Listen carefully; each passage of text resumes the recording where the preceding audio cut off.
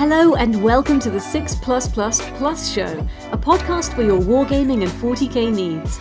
Hobby talk, tactics, tournament reports, lore and much more. We have it all. Please welcome your host for the evening, Tom.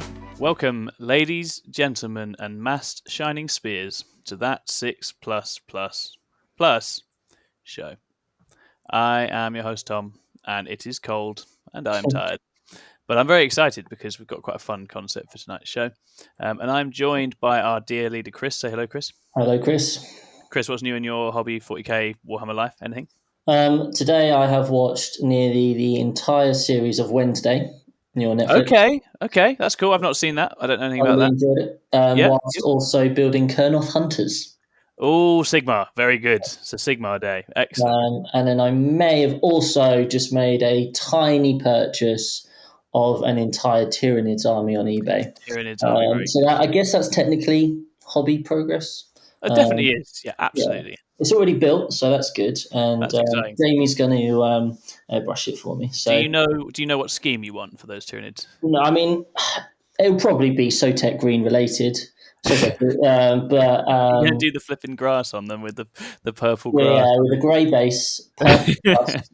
Because eventually one day I'll get all my armies out and we'll play on a battle. We'll be together. It'll be thematic. It'll be beautiful. I'll do some test things, but I do tend to go for something black and blue. That is my thing. So that's exciting. But no, I've also been painting some Ynnari as well. Sweet. Sweet. When do you think the Ynnari are going to see the field? Oh, they're in for Crusade, aren't they? Because we're doing Crusade. So Crusade. I'm basically just hobbying until the data slate, and then just seeing kind of how I. What did you do for 500 points of Ynnari? Because that fascinates me. What the hell would a 500-point Ynnari list actually have in it? It's basically like a 10-man. A troop. Right. Yeah, you gotta have a troop, but then you need rangers to pay for it or something, right? The issue is that you can't have the Incarn. No, not really, not yet. We might when we get big points, we might let you have him, but not at the start when you're trying to build your personalities and stuff. The Custodians one was also an interesting Crusade list to build because you really don't get anything for Custodians. Because is it right in Crusade? Once you've built a unit, you can't add to that particular unit. You can. You have requisition points, so you can always use your requisition as you get through the game to adjust sizes and loadouts and stuff, right? And as long as you don't drastically alter them there's limits. If you adjust them too much, their XP suffers, but it's more flexible than you'd think. You have more ways to scale up as you go. Cool. That's just basically whoring myself around lots of different armies at the moment. Yeah, nice. I'm excited. I think Ynnari and Crusade will be fun. I think they had some cool rules, as I remember it, for the Eldar rules, which were generally all right. I'm also joined today by Davey.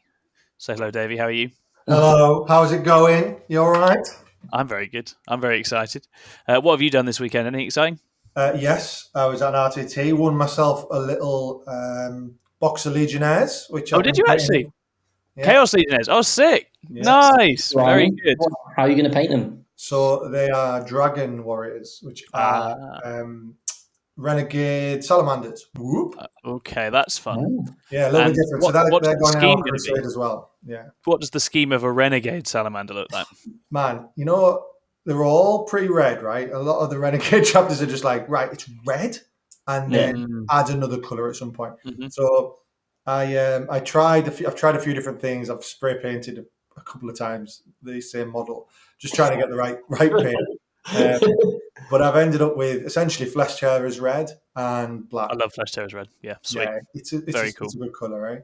So I've got Legionnaires, I've got my Chaos Lord, and then I'm converting a Master of Executioners because I think the model's garbage.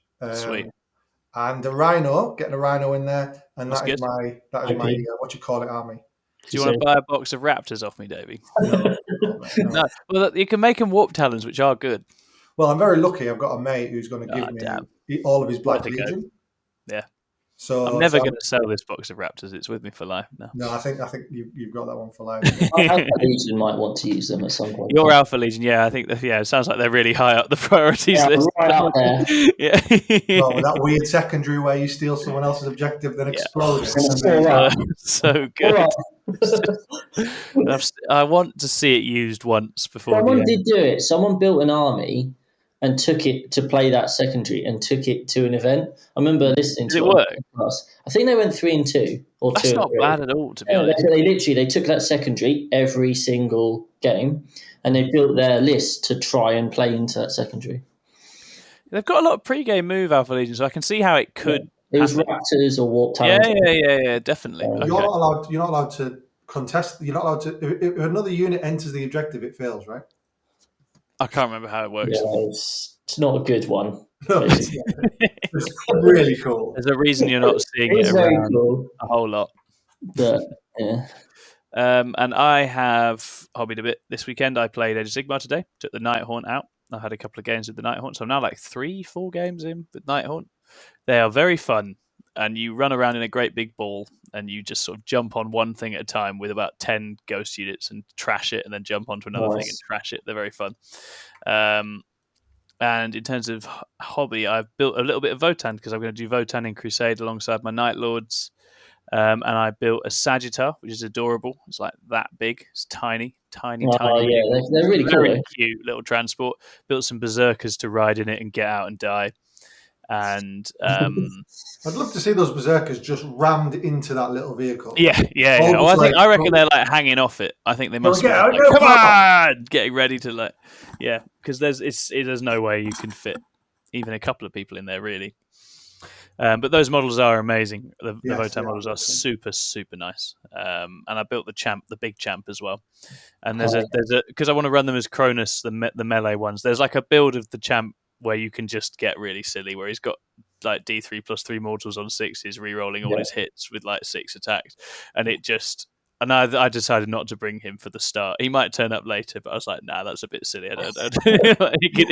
He's going to absolutely steamroller anything he ever actually makes contact with is going to die. So is that your Crusade army then? They're my goodies. I'll do for my baddies. The Night Lords will continue to spook people, but they'll be my sort of more civilized force. Because everyone's put about 2-3 different armies into our little administratum campaign for it, because it's quite exciting once you start thinking about every army you've got as like, oh, what's 500 points and building up, but also sometimes if you're playing someone and you're like, well, what have you got that is an appropriate matchup? You need to be able to bring something that's gonna. Like, you don't want evil fighting evil all the time and good fighting good and that sort of thing. So We'll have a range. Yeah, nice. Okay, well, what we're going to do today is we're going to do some event recaps, because between us we've been to 5 events, apparently. And chat through that a little bit. And then we're going to because we've got, other than World Eaters, we now have basically all the codices of 9th edition are out. And we have potentially another 6 months or so of the edition to go. And we thought we'd do a sort of state of review and tier list of our codexes as they currently stand, as they are in their current form, rating them in a whole range of ways, and sort of say what we think is good, what we think is bad. And hopefully that might be of use to someone who's interested in picking up something for the next few months. Because the game's in quite a decent state. It's quite a fun time to have a run on an army, with balance being in a relatively positive spot. And we'll sort of chat through the books, what we think of them, and rank them accordingly. So that's going to be our plan.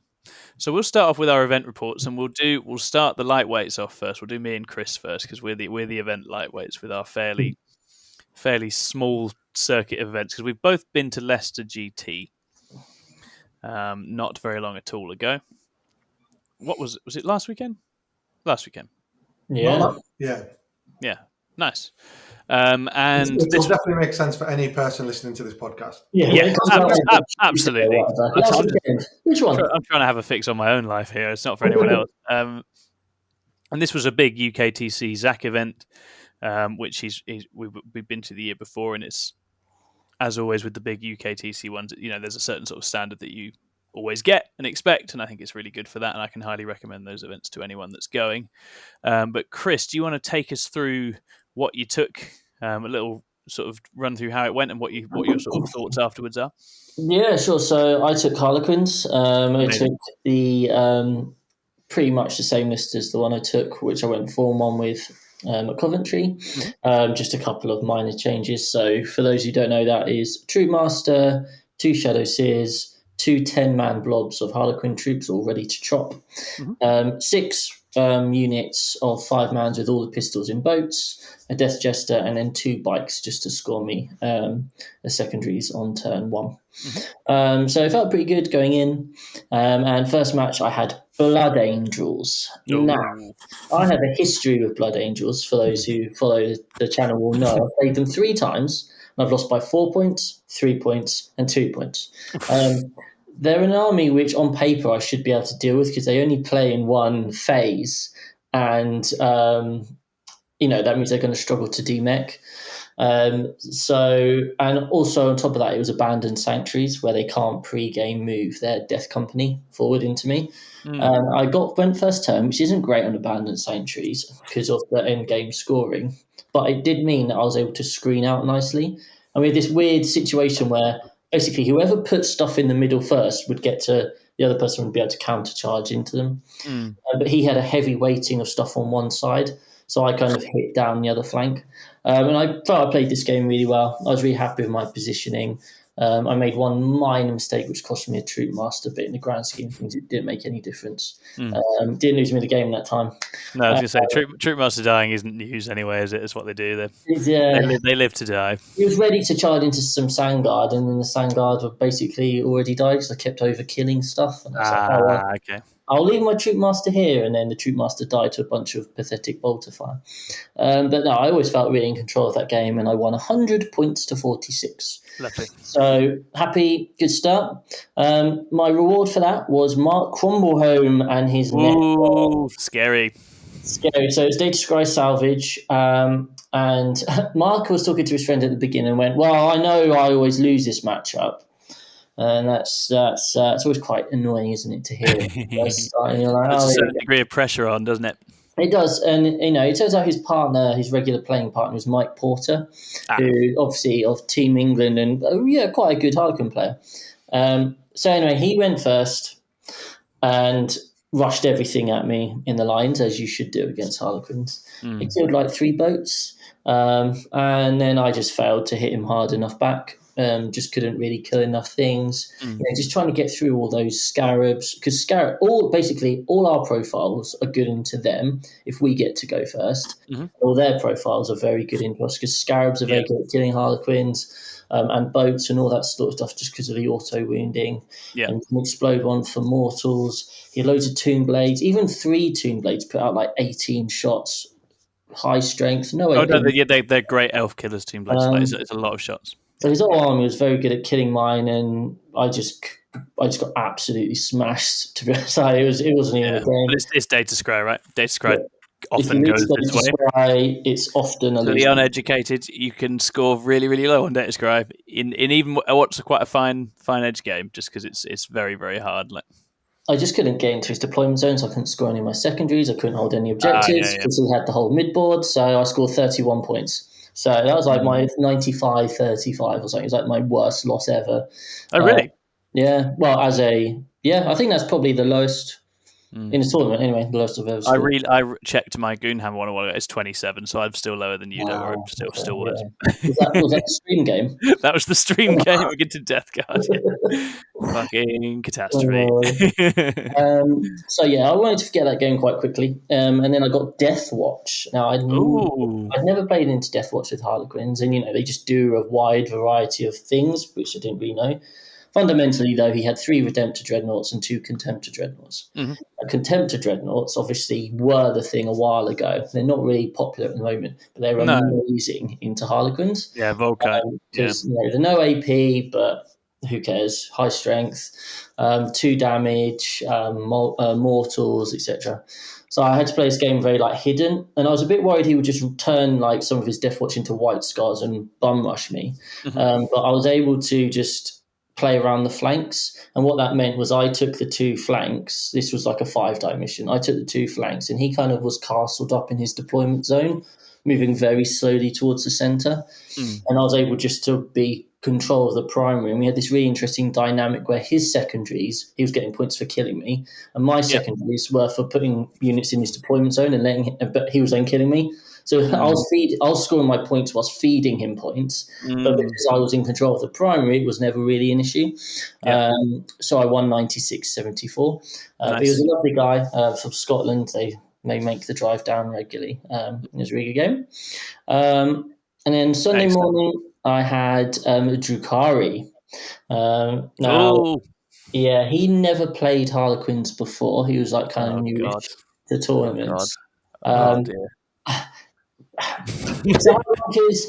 His dice rolling in this game was genuinely abysmal. Like the first 2 turns or so was just shocking. Drukari got a lot of stuff, and I definitely made a mistake or two. Like I went first on Tide of Conviction. The way I play Tide is I push down the left-hand side. So I did that. I put a 10-man up into the ruin. But, he had liquefiers, and they got out of the boat. They advanced. He got the 6. They were able to just catch a tail end of the 10-man, and he flamed them. But, 2 died. And then he sent... I'd forgotten he had a succubus in a boat, and he sent that down the right flank to get to one of my Shadow Seers. I could easily have protected the Shadow Seer, and I just hadn't been thinking that there's a succubus there. So I made a couple of mistakes turn 1, but overall I was always really in control of this game. It was it wasn't a game, to be honest with you. And his dice demolished his Hellions in one go, right? Yeah. So I just put my 2 boats, my 2 bikes and 1 Star Weaver, just to plink some shots into the 9-man Hellions, because I was like, they could fly over and do some mortals and stuff. Killed 8 of them, and then the final one ran away. Yeah. Oh wow, that was. They really don't like Shuriken because they've got a 6 up inval and that's it, and then every shot kills them. Blast on the blast. It was just like, that was quite a good start. That's horrific. And then he did the classic thing of failing to kill the 2 bikes in his deployment zone. Yeah, the dream. Which is what Julio had done when I played. Yeah, every time. It's you got very, very normally quite dangerous melee units just cannot. It's ridiculous. 5 incubi only just about killed 6 troops and stuff. It was a brilliant game. Finished 99-56. Very nice. Very nice. Demolished the Darkkin. Yeah, and then finally, so good old Jamie East, our dear Jamie East, who is on Death Guard, was on the table. He's back on the Death Guard. Yeah, back on Death Guard. He's been doing really well with them, and he was on the table next to me, and he won with 98 points, and I won with 99. And we're like, there's every chance we're going to play each other. And sure enough, we did. So we played each other on Secure Missing Artifacts. Jamie and I have played against each other many, many a time. And Deb, I have never played this particular matchup. We'd never done Death Guard versus Harlequins. Because his is a more shooty Death Guard too, right? It's not like the loads of bodies, it's got some guns. Exactly. It's got 2 Plagueburst Crawlers, 2 Bloat Drones, 2 Contemptors. As I said, Contemptors are quite good into me. It's got 2 Death Shroud units, and then 15 Potswalkers and 15 Plague Marines. So obviously this mission normally is very much a primary, everyone scores their 45. But Jamie won the roll-off to move the objective, which immediately changes the game because he picks the one in my deployment zone off to the corner so that he can move it right out into the middle, which is where I don't want to be. Because normally I can sit something out in the open, it's quite hard to kill, but Contemptors will just kill whatever's there.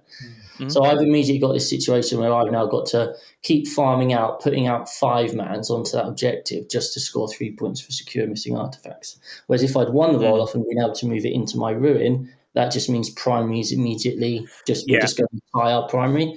Whereas now I'm going to keep giving away resources. Whereas obviously I get to do the same to him, but he's a bit more resilient than me. So there's that. Anyway, basically, because of that situation, I knew I had to push hard down the right flank. And I think I played this game reasonably well for 3 turns. And after turn 3, we both knew I'd won because I'd managed, because he chose an assassinate and I was keeping my characters, by the way. But on turn 1, he was like, do I push? And we all know Jamie. He loves to push. And he decided not to. And I was like, what? Why has he not just rammed his whole? Because after you just run your whole army down that right hand side and just annihilate my chosen objective, and I have to go the reverse way. But you just keep shooting me out in the open, and eventually I die because I can't really kill him in combat. He's reducing all of my 2 damage down to 1. I just don't. Yeah, you can't. You really can't without like a 10-man. Anyway, so at turn 3 I was in like a really good place. And then turn 4, I decided to play one of probably the worst turns of Warhammer I've played in quite a few years now. And I just did multiple really stupid things. So on my secure missing artifact objective, I was like, I want those 3 points on primary. I had like 3 Harlequins left, and he had 3 Plague Marines just sat on it. I was like, well, if I charge it, and they're not doing anything on this objective, so I'll just charge it. And if I die, it doesn't matter. If I do manage to kill you and survive, I'll get my 3 points. Charged in, didn't kill him. He killed me back. Actually, that's a stupid thing because that immediately meant his primary went from a 4 to an 8. I just hadn't paid attention to the primary. I hadn't connected the dots that actually I was holding everything apart from the Seinfeld. That was really stupid. All my characters were bundled in my deployment zone right in that corner. And I kind of set it up so I could get a wee veil. And put some things in, put 1 troop master in a boat and picked it up and was going to drop it down. And I hid a Death Jester just in the back corner. Just from where I was sat, it looked like that Death Jester would be fine. But actually what happened was he could move his Contempt and get line of sight and just kill my Death Jester with his shooting. So in turn 4, I lost a Shadowseer and a Death Jester. And I gave up 4 on primary. And it meant that I just threw the game away. Afterwards, I worked it out, and it was my game to lose. There was a combination of things that quite simple things that I could do, which meant I win that game, and he couldn't affect that. But fair play to him, he managed to spot the out. The out was I had to make a mistake, and I did make multiple of them. So he won 92-82 because of the character kills. That's what it came down to. Yeah, it's big. Because he was always going to get 15 on Despoiled for going second. He was always going to get 12 on the primary for going second. But yeah, just those character kills and that 4 point on primary just kind of swung it. So that was I haven't done that for a while, throwing away a game, but that was quite sad. So yeah, finished 3-2. If I had not thrown that game away, I would have come like 30th, but instead I came like 70th. Very nice. So yeah, I'm really happy with the list. Still solid innings at a big event as well. Very, very good. And so yeah, no need to change. Just a question of play with the list. Yeah, I'm happy with it. I feel like in my head each time I go into a mission now, I kind of know how I'm going to play the mission. I know where I'm going to deploy. I know where the units are going to do what needs to be done. Learning a few more tricks, kind of with the consolidates and the pile-ins. There was this cool moment where I had 2 units of 5-man to charge into some Death Watch Marines, kill them. That meant the other unit now had a 10-inch move because it's a 5-inch pile-in and a 5-inch consolidate. I use that to bounce them and tag a Contemptor Dreadnought. Yeah. And it's like those sorts of things were just like, that's learning those and spotting them. Yeah. Quite often what happens, I do something and then I get to a point like, I could now do this. So the next step is realizing I can do it before to position accordingly. But yeah, no, I was happy with how the list plays. I think it's a good list, but obviously we wait and see now. Wait and see what happens to the old Harlequins. Yeah, we've got Twisted Warp on January the 7th and 8th. I've got to decide whether there's going to be enough terrain to hide 2 10-man blobs there. That's interesting. I mean, they may do a pack. Yeah, I think Twisted Warp leans towards being a shooty event. Well, they've got a whole new terrain set, haven't they? Yeah, they have. They've been working on that, but it'll be interesting to see what the situation with that is. Yeah, that's the thing. 2 10-mans is not easy to hide. Not easy to hide. No, but we should congratulate Jamie East, who's now captain. Yes, as per our sort of codes of combat. His first ever 4-1, so you're welcome, Jamie. Jamie did a magnificent 4-1, which is really, really good, with Death Guard, which is not easy either. Yeah, lost to Brian Seep, who came second, right? Yeah, exactly. So it's a stellar performance from Jamie. Obviously, beating the captain's a nice scout for him, and so that was really nice to see, and that was really cool. And I guess we should give a shout out as well to Paul James with his Deathwing, who also he 4-1'd with Dark Angels, and again only went down in the final round to Josh Roberts running Thousand Suns Flamers, so he got all the way, had a real go. So a couple of really strong performances from those boys as well. Great. Okay. Well, I was also at Leicester. I had the Gene Stealer Colts. I had run quite a similar list to this at Hellstorm and gone 3-3 with it. So I was still very much figuring it out. And I had adjusted it a bit. I'd got 3 Achilles Ridge runners into my list for more shooting, but they've got an upgrade, so I can just take them into reserves and bring them back in round 1, which on a UK TC board is really nice because it's really flipping hard to hide from something that's going to come in on a board edge whenever it wants in the first round. And I like the Ridge Runners because they're 36-inch range, which I don't have on other units. They're a little bit chewier. They take a bit of killing, and there's a bunch of nice combos and strats you can do with them. So that was something I was keen to try. Other than that, it's quite similar to the sort of War Convoy lists that you've seen with Eric Lathyrus. Innis running, I've got a bunch of neophytes. I've got bikes, only 20 bikes and 60 neophytes, so not quite as much of a spam.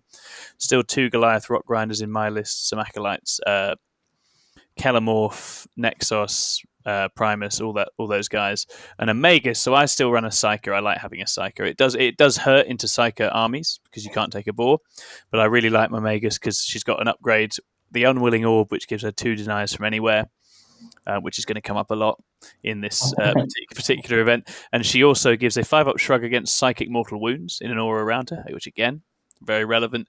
And with Synaptic Resonance, which is one of the custom traits I run instead of the added AP or the added Consolidate, she rerolls 1s and 2s to cast, which pushes her into Super Smite and big Psionic Blast territory. I take the Psionic Blast on her a lot more than you would think. So she ends up spiking on her Mortal Wound output if she decides to be an aggro caster instead, to the extent that I actually am tempted to get a Patriarch in so I can double up on that ability, but that's one for another day. In terms of games, I played Demons and Tyranids all weekend. That's all I played, which I think spoke of the benefits of practice because I have played Lee Jones's Demons. And I've played Davey's Tyranids a lot in recent times, so I'm quite familiar with both these matchups, which proved to be quite a useful thing. So game 1, I had Jack Tite, and if anyone knows Jack Tite, he's a very talented player. I've actually been badgering him to play a game in Cambridge because he isn't far away from where I work, but we hadn't managed to book that in yet. But we got our game in the end. We were on table 1, and Abandoned Sanctuaries.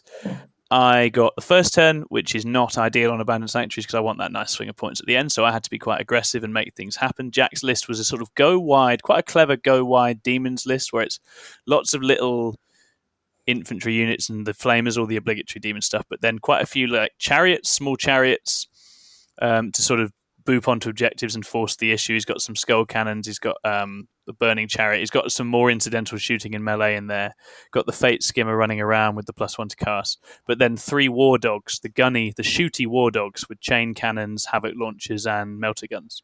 So it's quite shooty, it can stand off, it's got quite a lot of mission play, and what I like about it is that whatever you kill, it's like 100 points. Doesn't matter wherever you swing, you can't really put it away in the same way that these big boy demon lists can, where it's like, well, if I dunk that, that's a 400-point monster. It doesn't let you have that. I know Jack's been running Monster Mash, ironically, and this is obviously a bit of a sort of reaction back the other way, but this really does spread the threats wide and can hurt you from all over the place, and obviously has a big bunch of flamers coming in. So I really like that game. I came over at the end of that game and just seen the skull cannon just in your deployment zone. Yeah, that was sick. Yeah, it's absolutely badass, right? Yeah. He stood off for the first 3 turns, and then by the end, obviously, it comes forward and gets stuck in, and all of it can fight, all of it can get involved. And so I forced the issue fairly well round 1-2. I killed, redeployed, dropped an armiger, then got in, killed the other 2 armigers. So all of the knights were down by my turn 2, but obviously, and I had a nice position on the left side of the board, a bit like you were saying, Chris. It's about picking a side and working it on sanctuaries. But Jack then played the flamers and the reserve punch better than me. Basically, I think there was one. We agreed afterwards. I think I needed to get a sort of bike screen in front of one of the neophyte blobs that had dropped down, so that he couldn't just drop in and flame it because he did, and it's just quite hard to do. I wanted to score brood swarm, so I wanted to be in that side. Right. But anyway, when flamers fire at 20 bricks of neophytes, they all die. is what happens. And that's what happened. He killed them, I think, about 5 times in this event. 20 neophytes just melts instantly to flamers. It's just something that happens. And he turned the fight around there. Then there were a couple of interesting moments that might have swung it in either direction. I think he had some demonettes on his right side that I really needed to drop in and either kill or dent in my go turn in turn 2, which I didn't do and I should have done. Maybe just the Kellamorph or something. Even if I kill half of them, maybe it makes life a bit harder, because they basically get into a tussle on his left side with a Goliath Rock Grinder that they just win. Right, it nearly manages to take them down, and if it does, then maybe that's a bit harder for him on that side. But Jack plays it really well and takes the game 97-82, I think.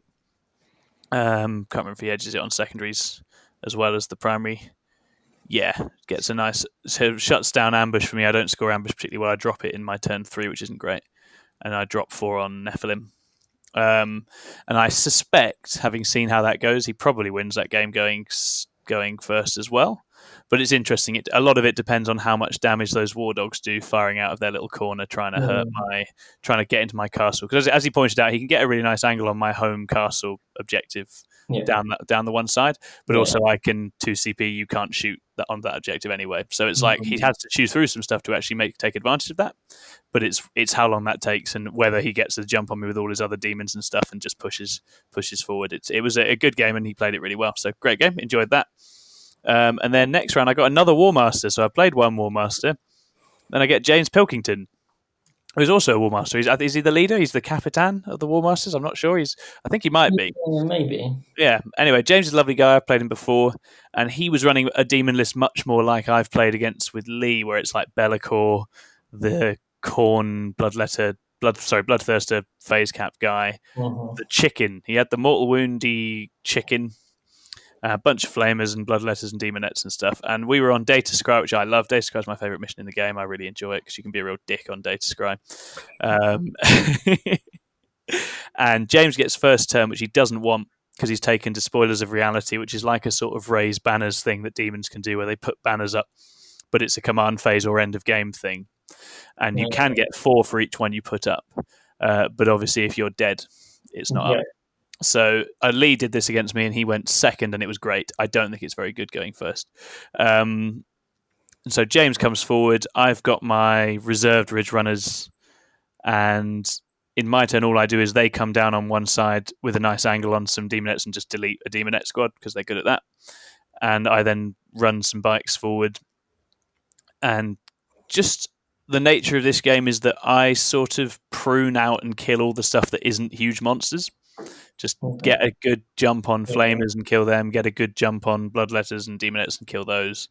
And it ends up in a sort of massive party with Be'lakor and the chicken and the bloodthirster all just swinging away, trying to chew through all of these Genestealer cults' bodies. And I think that mini transhuman makes that really hard, actually. It's really hard. If you're a big monster, you don't have enough attacks to just brutalize all of these.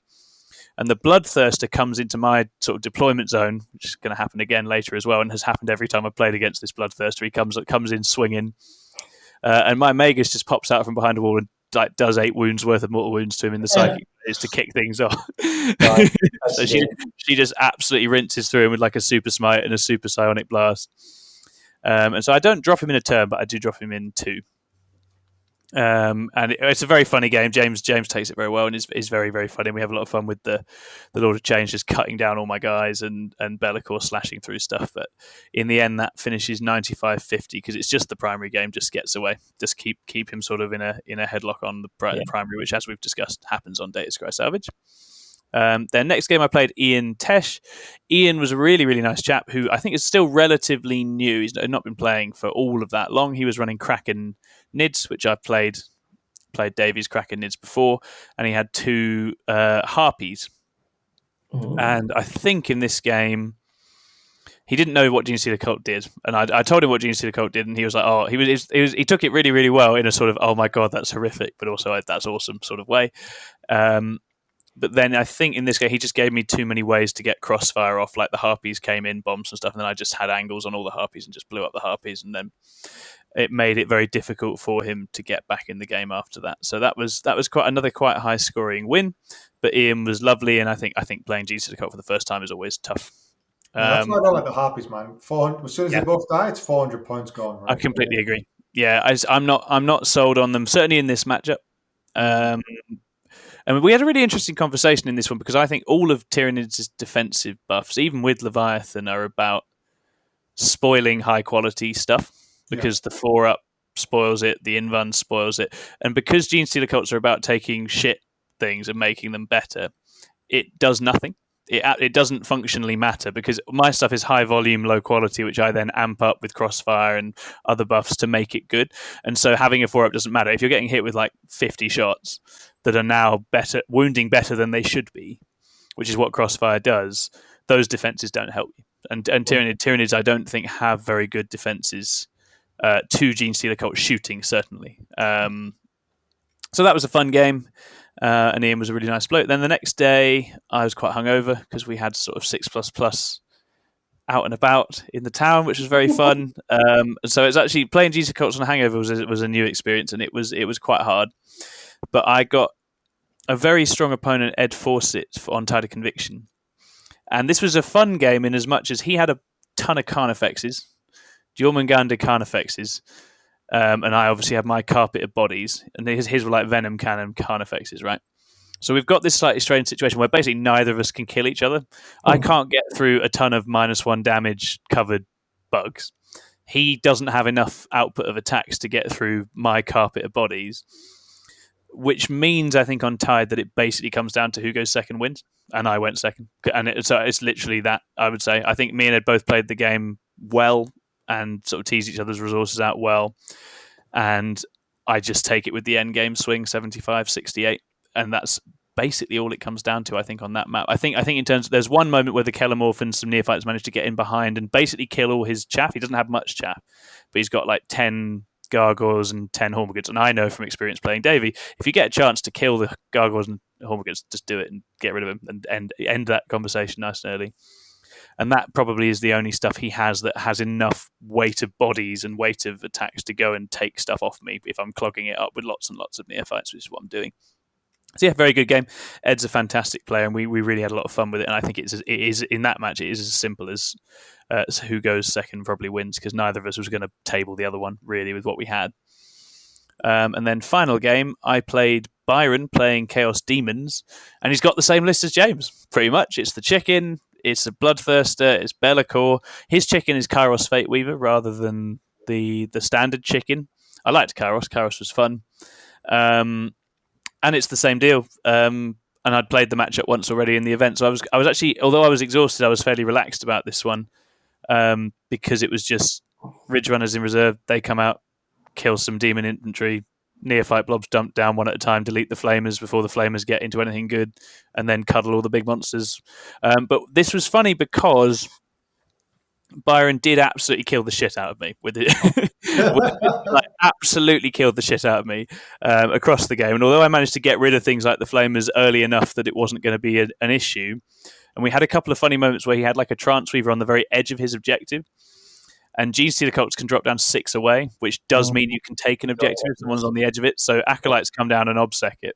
And then it's funny because she runs over, kills them, and then she stood on the other edge. So the Kellamorph then comes down and drops on the edge in the next turn and shoots her off. And so there's some very silly stuff with the primary that's stemming mainly again from the GSC cult, just nonsense of positioning and deep striking. But it's because he kills me so brutally, and there's a moment where the Bloodthirster breaks through, kills a ton of stuff. If he traps anything in combat, it's probably even closer, but he doesn't manage it. He's got in combat with 2 units, he uses the Corn thing, but he fails both the 4-ups, which means I can then do exactly what I did in the last game where the Psyker pops out, the guns and the melee pops out, and he dies, not in 1 round, but in 2 fairly comfortably. But we reach a point where he's basically killed everything on the board, and he's taken Assassinate, which he's only got 3 for. And so my game ends with just a 20 blob of Neophytes in a circle in my big back ruin with just all my characters in the middle of it, like sort of help, like just stay alive. Unfortunately for me, Byron doesn't really have a way in his last turn of getting in and demolishing that big stack of points. So that ends 91-78, which means it was a 4-1. So it was 19th, I think, because my loss to Jack was a really good score. So this was good, but it basically comes down to what I've learned from certainly Hellstorm versus this is that power armor is my big issue. 2-up saves, armor of contempt, that sort of stuff is what GSC the Cults really struggle with, and I didn't hit that at any point in the event. So I think when you're in the realm of other kinds of saves, GSC very nice, very good. But I'd obviously stayed away from your Thousand Sons, your Emperor's Children's, and probably things like Blood Angels as well that I think make my life much more difficult. So it was a nice run of things where I think the reps that I've had recently really helped. So thank you, Lee Jones, and thank you, Davey, for that. That was very, very handy. All those beatings I got were worth. Yeah, exactly. Just learning what you need to bin off and when, right? It's absolutely true. That's the main thing. I think with GSC, the temptation is to jump down and try and kill like the big scary stuff, and sometimes it's about crippling the utility first and then seeing about other stuff. Great. Okay, so Davey, are you ready? Are you ready to tell your story? Well, you guys have spent the weekends doing stuff with people. I've been out there punching away. I've done 3 events since our last chat. Heroic output. Rather than go through every matchup, I've got like bullet points. I've got bullet points. Right, we're going to go through it quickly. So the first event was Savage Hammer. Now, Savage Hammer is really local to my house. Really nice event. So I've never ever been. Really nice event. No like set terrain. Every table's different. And they range from, and this is like the only criticism I have of the event, because everything else was absolutely brilliant, food, everything. But the table terrain went from medium to barely any terrain. I watched a Blood Angels versus Tau game finish in 2 turns. It was quite impressive. But luckily I was generally on tables with okay terrain. But man, like I would recommend the event to anyone who wants to take like a less serious go at an event or a bit of a chill event. They want to take a meme list too. Definitely worth it. I took a meme Carnifex list because I knew the terrain was a bit lighter. So it was like, 8 Carnifexes and things like that. It was a lot of fun. Was that Jormungandr as well? Did you go with the... Yeah. So it's really nice on Carnifexes, isn't it? It's really funny, just deep striking too. Like I used to deep strike 3 Carnifexes, but it's really hard to fit them in. So deep striking 2 Carnifexes is fun. I got a win against Necrons, a loss against Sisters, which is a bit of a running theme for me at the moment. Beat Demons, that got absolutely mullered by Votan. Absolutely mullered. Again, kind of still learning how they work, right? And then I got a win, a very narrow win against a really cool Black Legions player. Again, someone I identified with Leicester. Super nice guy. Definitely someone I'll be saying hello to in the future as well. So that was cool. There was a bit of controversy at the event. Oh, really? Yeah. Do tell. So, I know that podcast listeners love one thing and one thing only. It's been told that there's a controversy, they're not having the controversy explained. So I'm just going to move on to the next event, right? No. Sweet. So I know a lot of people at the event. Unfortunately, the guy that won because his opponent dropped out and he got 100 for his opponent dropping out. Yeah. It doesn't Ben Pierce, was it? Does sound like something Ben Pierce would do. If that never happened.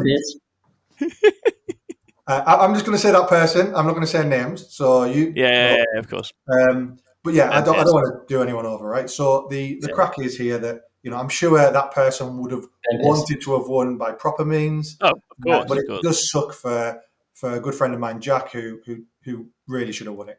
That's really tricky because he absolutely smashed the last opponent in a really good game. But I think it was, I think even these opponents said like, "Wow, that was unreal."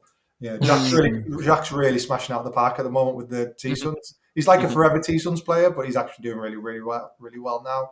Obviously, good for him. He should enjoy it. They haven't had a moment like this all edition, so it's a good time to make hay if you want to. 100%. And I know that he's never won, but Jack, you're gonna win, man. You got this shit. It's coming, Jack. We believe. That's a tricky one for TOs, isn't it? I don't think if the podium's on the line, you've got to find a way to sort that last game out. Like just rematch someone, There was no easy answer for them because the round had already started when this chap said he wanted to drop out. So I think there was a lot of errors by a lot of people, and it was just one of those things where you kind of go, well, it happens, and we move on. I don't think there was a good solution. No. It's not easy, not at all. But yeah, then I went on to Leicester, so classic LGT setup as you guys were there. I went 2-3 and I was really good. Oh, sorry. So the last event I went 3-2. This event, Leicester, I went 2-3 and I was a bit gutted. Obviously, my first one as a 6++ player, I wanted to just beast establish yourself, assert your dominance. Alpha male, that kind of stuff. Yeah. But no, unfortunately, I played Knights, which again another big bad of mine. Disciples of Bellicor, Drakari, Sisters, and GSC. I got wins against the Disciples and GSC, but the other ones were a bit of a struggle. I have to say it was probably actually the best run of players I've played. Like there's a Knights player from Dice Down. There was a Drakari player who's a very good player as well. He took the Void Raven Bombers. The double Void Raven is really nasty, really nasty. Yeah. Oh yeah. But he just absolutely outplayed me. Sisters player. Another common theme of mine at the moment is throwing my Hive Tyrant in the bin. But I triple won the charge. Nice. And he was 3 dice, discarded the lowest. That's awful. That is awful. So that was good. But I think my favourite thing about that event was staying with the team.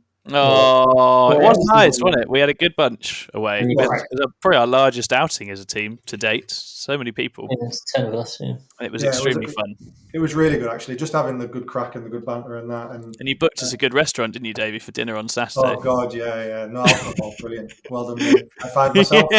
No alcohol served. It was actually really tasty, though. The food was cracking. I really enjoyed it.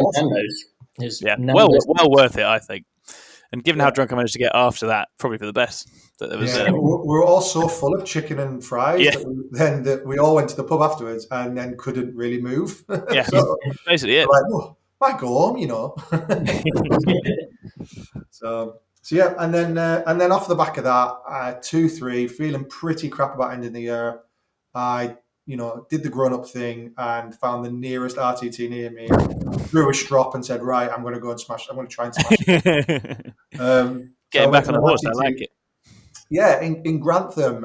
So a bit of a drive north for me. It was called the Dice Cavern RTT. It's their first RTT. They've got a new shop. Honestly, really nice place. Super cool people. That's cool. Yeah. The shop owner was one of the nicest guys. He was super chill. But then all the people that were there and the organizer, Nathan, really nice. Really pleased I made the drive, actually, because I was worried that, oh, God, what's it going to be like? You never know.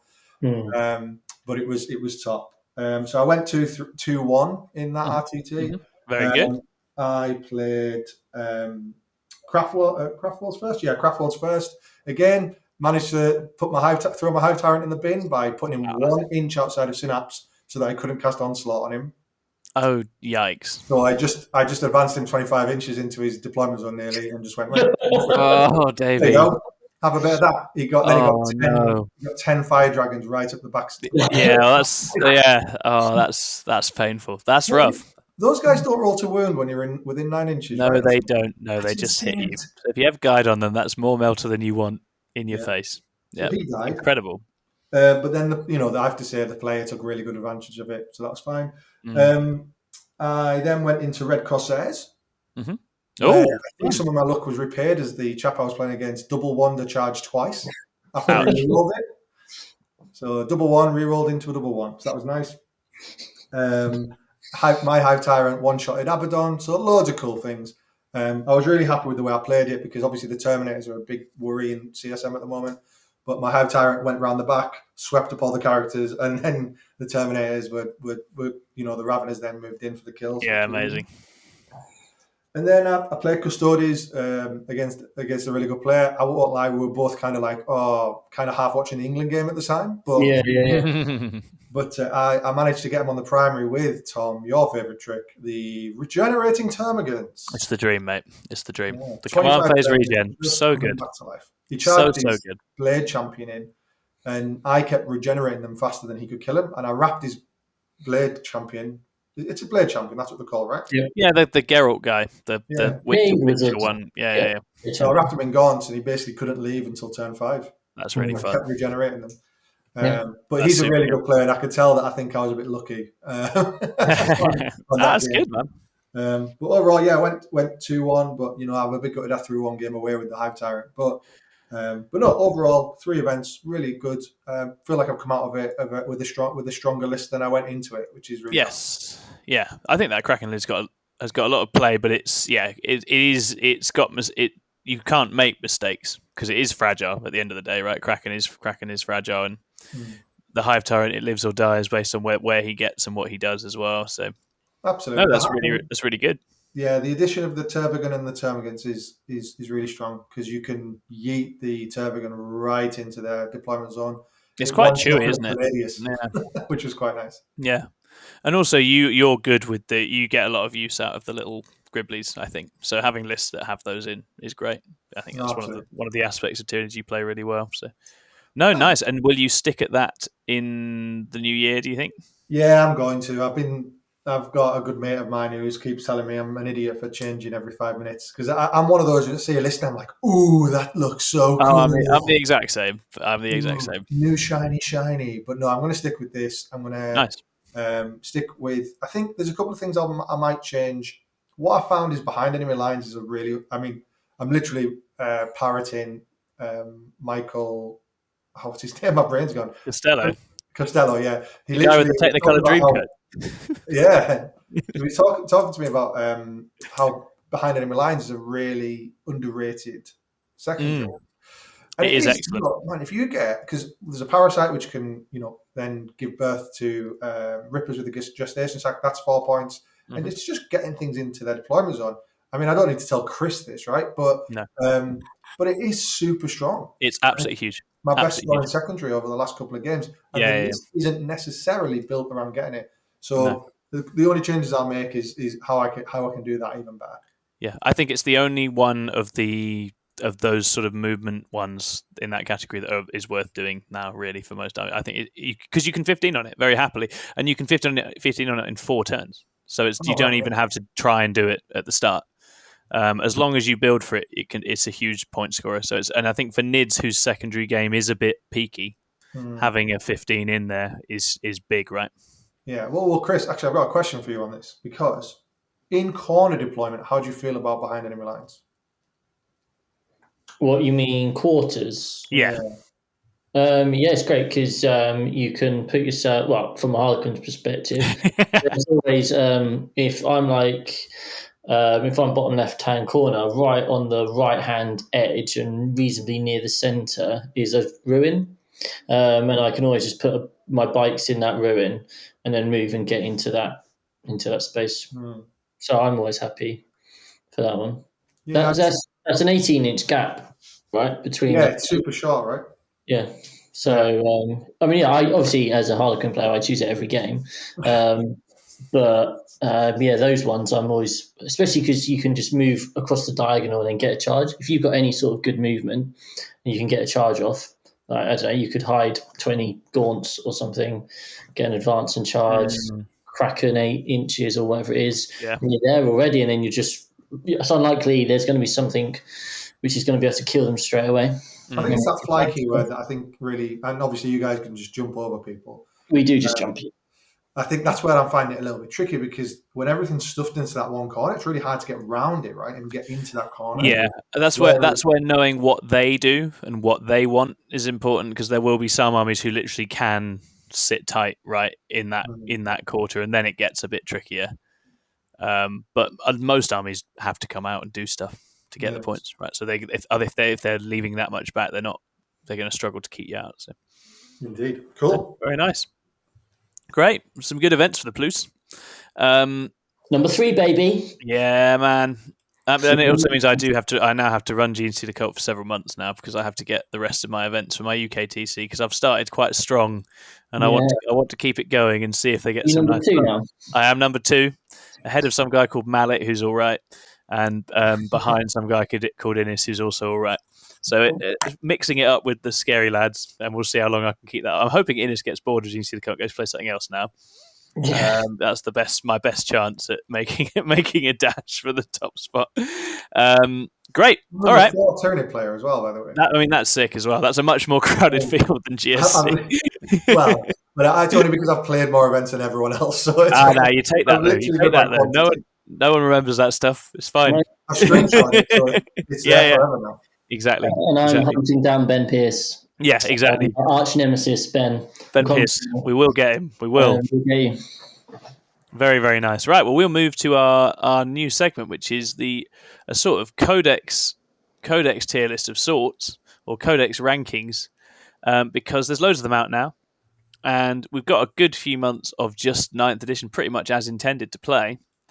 And I think it's interesting to think about where all the different books have landed, what their strengths and weaknesses are, and what books you'd recommend and what books you think haven't really hit the spot, both with an eye on what's to come and with an eye on anyone trying to play the game at the moment.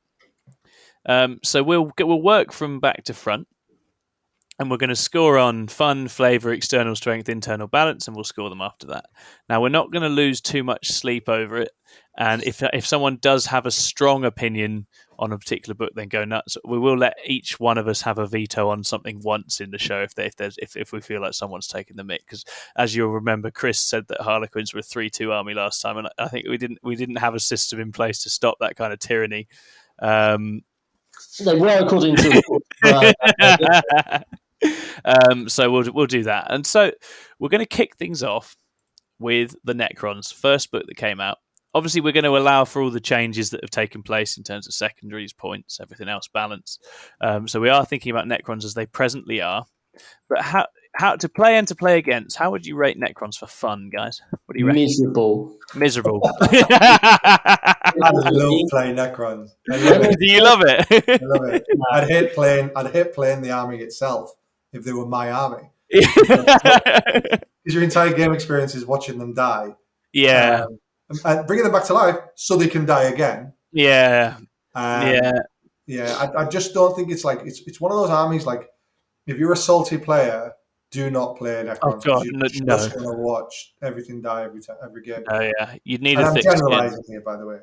But, Yeah. I think you're right though, and I think Chris is hinting at the other side of that experience as well, which is that if you just get bodied by the regenerating wall of Obsec, that is also miserable. Like if you either you have the tools to just table it, or you don't and you drown, and both are a bit rough. Well, when they first came out, an effective army in 8th for Necrons had been like flying gun lines, which is what I ran. New book came out and it was just like, well, I'm going to try and die slowly while sitting on these objectives and scoring my points. It didn't have much output. The current iteration is just a far more efficient use of that. They still die the same amount, basically, and their output has slightly improved, but they score so much quicker now, whereas they didn't. And it is just an army of, I'm going to push forward, I'm going to score my objectives, I'm going to kill some stuff, but I'm not going to kill as much. That's not the design of the army. The army plays the mission really well at the moment, or the secondaries really well, and the primary. But so what do we think that means for fun? Where would we put it? Are we going out of 10? Yeah, out of 10. 4. I think I'm with you on a 4. Davey, what do you think? If it's my army to play, like I'm on less than that. I'm on a 2, right? Right. And we will average that out at a 3. We'll put that on a 3. You get the list that everyone else plays, and you play it. And because I don't think Necrons in the lore are not the sort of get killed and win kind of army. That's not that sort of go out and be massacred. Isn't really how you see them. They're the sort of hulking. Those ultra weapons which destroy planets with D6 damage. Yeah. Which actually brings us on to flavor, because I think they're garbage for flavor as well. I don't think this is a book that plays the way we have Necrons in our heads. I really don't. No. I think I'd put them low, probably in quite a similar. I guess they are that never-ending tide. That's okay. So the regeneration aspect. Yeah, and just the way they just swarm you. And I guess in some ways it's that never-ending tide. But the weapons and those sorts of things. It's like there's no... It just feels like, there's no... The sort of... The standard weapons don't feel anything like as scary as they should be. I don't think things like Katana are as scary as they should be either. I think Katana should be better and more expensive, and should be the actual sort of god shards they're supposed to be. They feel a bit underwhelming. Well, if that book got released now, could you imagine how good Scorpex would be? Well, this is the other thing as well. Like the characters, like all the lords suck as well. Like the Silent King's the only decent sort of lord. As well from this. Yeah. So I don't think it's that flavourful. I don't think it captures the Necrons particularly well. Maybe a bit better than 3, though. What do we think? Where are we going to score that one? 5 or 6? Yeah, I'd go 5. Yeah. Davey? Yeah, I mean, in terms of flavour, you're talking to a one Tyranid player who that's my only. You're not allowed to use that out every time. Talking about flavour, I am a guy with no taste buds, so I'm just going to go with like a what did you say? A 4? We put a 5. We'll have a 5. Yeah. External strength. It's a strong book, right? It's all right. I don't think it likes the sort of very cutting edge right now. Its percentage win isn't great. No. Players did jump on them, and they just, if they played well enough, they will do pretty well, but they won't win events. I think that's it. The fact that their win percentage is so low clearly means that if you don't take pre-game move and obsec and take the secondaries you're supposed to, the book's not great. Oh man, no, like that's the thing. The book's terrible because they had to buff the secondaries to make them even room to get an average win rate. Yeah. Imagine if they had normal secondaries. Destroyer Bolt's quite cool. I do. Yeah, again, I like the new releases they got, but running either of them makes them really terrible at the only thing they're good at in the game, which is the secondaries. So yeah, I mean, external, that feels like a 7. It's a 7 fair because they are strong, but the top set basically eats them alive. Is that a fair? Davey, you're shaking your head. What do you think? But that's only because of the secondaries, right? If they had normal is the book strong? No. I guess.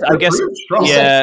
Part of their ability to win games is strong, I would say. Yeah, which is what their external thing is. Okay, fair enough. We'll give it a 7. Internal balance. Not an expert. I feel like you do see a good range of the different Necron units out and about. So you don't see a Doomsday Arcs. You don't see the the other ones, the tool War of the World type thing. Oh yeah. You don't see any of the heavy support. To be fair, yeah. But your fast attack. To be fair, you do see the Tomb Blades. Yeah, because I think you see all the destroyers. You see the Tomb Blades. You do see the Catan sometimes. You do see the flayed ones sometimes. To be fair, it's the only things you don't see now are the heavy support stuff. Yeah, because you've even had the planes in some lists, so there's been variety for most armies, isn't it? Yeah, uses battle tanks apart from the. That's actually that's a completely fair. I take back my comment about them all playing the same list. You see a bit of variation. Well, certainly, and certainly, your James Marsdens who do very well have always run whatever the hell they like and have done very well. So it's one where it's not. There hasn't been one copy and paste list as such. There has been some tech. Annihilation barges are used as well. Yep. Characters. Yeah. So that I feel like that's quite a positive on the internal balance front.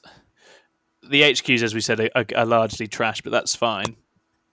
You still need them for the buffs. The chapters or the dynasties, they're not particularly balanced. No, they're not because again, this is a feature of a lot of ninth books where there's just one that it feels like if you're not running it, you are handicapping yourself. Novok is okay. Some people like Novok, but that is it. So shall we? Where do we think that makes it then? 7. 7? I think 7 sounds fair to me. Yeah. Yeah, sure. So that means the Necrons tech in at a mighty 22 out of 40. Oh dear. It's not a classic. And that's after improvements. So not a classic. Improved so to make them 7 based on the fact that they see a lot of their units, but not a lot of their factions, right? Sub-factions. Yeah, I think we're counterbalancing with the fact that sub-faction variety isn't great. It's reasonably decent. Yeah. And because I think a 7 for internal balance is actually pretty good, right? That means a good chunk of book is actually turning up. And there's definitely going to be some in here that score worse than that. Okay, great. That then takes us to Space Marines. Space Marines. How fun is Space Marines to play? I love playing Space Marines. We all want to draw Space Marines. Yeah, that is true. Every round you pray for Space Marines. What do you call it? They're a staple of 40k, right? Yeah. I'm looking in all those events that I've just been to. That's 13 tournament games. Yeah. I've never played Space Marines once, except for CSM, but they're new, right? Because you're not playing at the bottom tables, that'd be why. Excuse me, you didn't see my Leicester results. Lewis Elms is building an Imperial Fist. So Lewis is the guy that runs Saffron. Yeah. And we've been chatting about his Imperial Fist. Absolute hero. List. Centurions, a Falcon. He's going to take down the GT. next year. You've heard it here first, Hero. guys. He's won one game. He's played one game and he Yep. won it. So therefore, I think he's cracked Warhammer. So shout out to you, Lewis, living the imperialist dream. So I don't think it's fun to play Space Marines right now. They're just that awkward midpoint. Because we're talking the vanilla ones as well. We're talking, your 6 or 7 standard chapters here, right? The special ones have got their own books that add at least a bit. And it's hard work. Certainly, I know, again, Sean locally has played Ultramarines the whole way through 9th, and it has been hard. It has been very hard for him. It has not been an easy ride. They got abandoned a bit with the sort of rebalanced book that sort of brought them down to earth. And then obviously COVID meant it's literally years and years until any kind of adjustment. And they're also the only faction that's sort of still playing with 8th rules because they're relying on supplements and stuff that is really old and it isn't written for 9th. I don't know, some of those supplements, though, I played Salamanders for a while before I played Tyranids, and some of the stratagems are really strong. Oh, absolutely. They were bonkers strong when they came out, right? They were Salamanders, Iron Hands were really strong. There was some power in there, but it's just that, as we'll see with Guard, in the new book, it's that little suite of very specific tricks that 9th has. Yeah. That if you don't have it, your efficiencies just get chopped up left, right, and centre and just don't happen. Is there a bit of a speed issue with Marines? Oh, there's a huge speed issue. Absolutely huge speed issue. Because the one thing what does the Primaris range not have? Fast melee, right? That's the only thing it's missing. Fast melee is brilliant. And as we'll see a bit later, if you have fast melee, you might be able to do a bit better with Space Marines. It's not necessarily the end of the world if you can. So I don't think they're particularly fun to play. They are fun to play against because it's just nice to see them. I've played Space Marines, according to my IC battles, I played 20 times and I've lost once. So that's not very good for Space Marines in 9th. Yikes. That's pretty sad for Space Marines. So yeah, not good. I don't think on the fun. I would probably say they're down with Necrons in the 3 category for fun. I reckon. Just for a different reason. Yeah, just for a different reason because it's an absolute slog. In terms of flavour, I would say that I think the Marines book had lots of flavour. I think the different tooled up support characters, the Tech Marine, the Apothecary, the Champion, Chaplain, they made those characters feel good and interesting. Some cool units like Blade Guard, and actually the 8th supplements did really bring flavour to the different types. You do know when you play the different chapters, you feel like you're playing a different chapter. It's not a monochromatic experience. So they absolutely do have flavour. They just don't have power or enough sort of staying power, right? So I do think it's a flavourful book, and I actually really like the model of buffing up little characters and stuff that happened within that book. So I do think the theme feels right. It's just not strong enough. What do you guys think? Yeah, I'd agree with that. I had a foray with White Scars early on in the edition, and nice. Yeah, it was. You could definitely see the way you could build towards that, and with so many data sheets and so many supplements, you'd hope they managed to get some flavour in there. So yeah, I'd say it's a 7 or an 8. Nice. Yes, I feel the same. I think there's some good stuff in there. We'll bring them to a 7. No, I'm going to go 8. Because I think there's enough going on there that they do. The aesthetic feels right. External strength is abominable. It's awful. It's just rubbish. Is there? What's the only Iron Hands? Iron Hands did okay. Yeah, Iron Hands by dint of being able to alpha strike so hard that they couldn't come back. That's the only existing list at the moment, right? It's the only build. Yeah, I think a couple of Ultramarines lists have done okay. Strayus, bringing Strayus. Yeah. But Iron Hands is the only sub-faction that has actually made anything resembling a dent, and still occasionally does.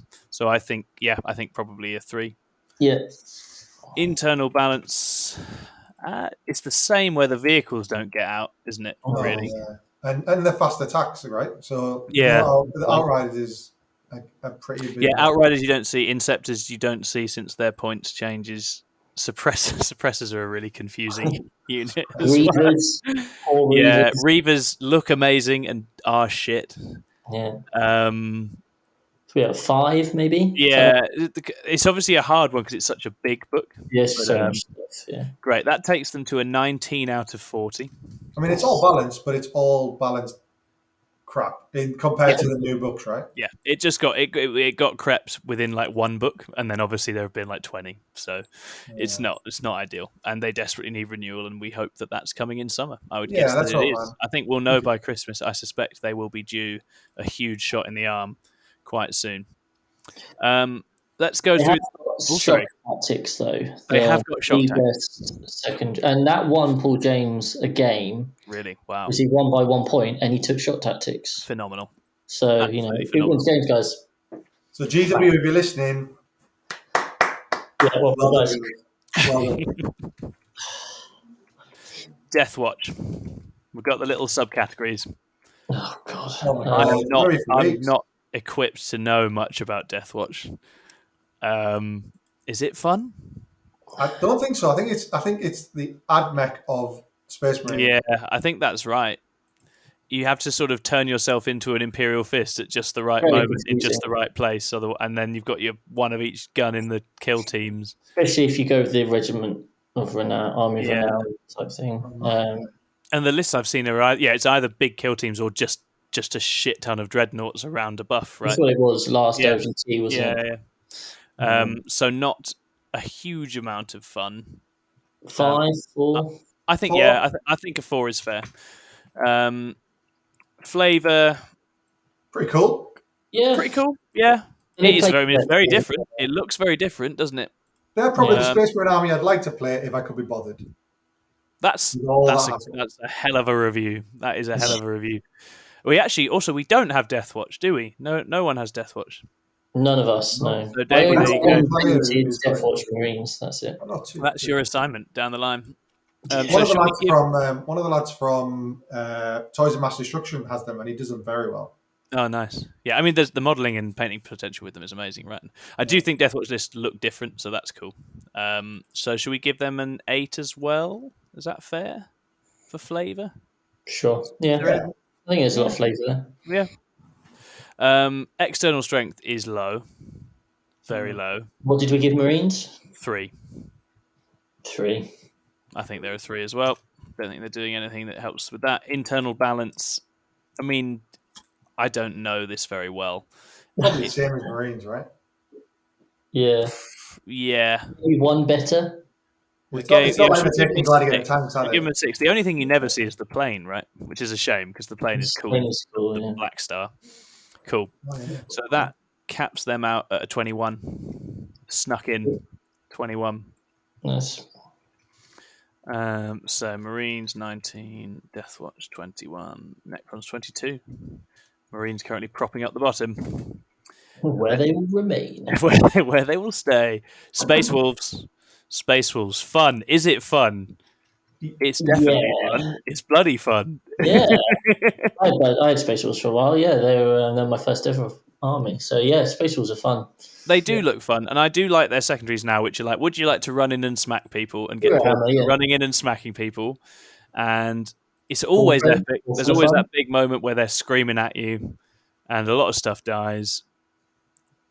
I think, I mean, if we ignore that it's a little underpowered, which is its main problem, it is fun. It does feel like you go and do what you want to go and do with Space Wolves. I suppose the only downside on the fun is you definitely want to take the cavalry. Oh, yeah. Yeah. Because you can't fit them around anything. Yeah, I agree. You can't take the name characters because you're running Successor Chapter as well. Yeah. So there's a bit, when we get to flavour internal balance, I agree there's some stuff missing. It would be nice to see. It would be nice to see some stuff in there. So for fun, I think we can probably put them at a 7. I do think they're fun, and I think they'd be even more fun if they were good, right? I think it still looks like it's, even when I play Space Wolves, it looks like that is still fun enough to be worth doing, even in a context of being massively outgunned by lots of stuff, and that's a good sign. Yeah. And then flavour.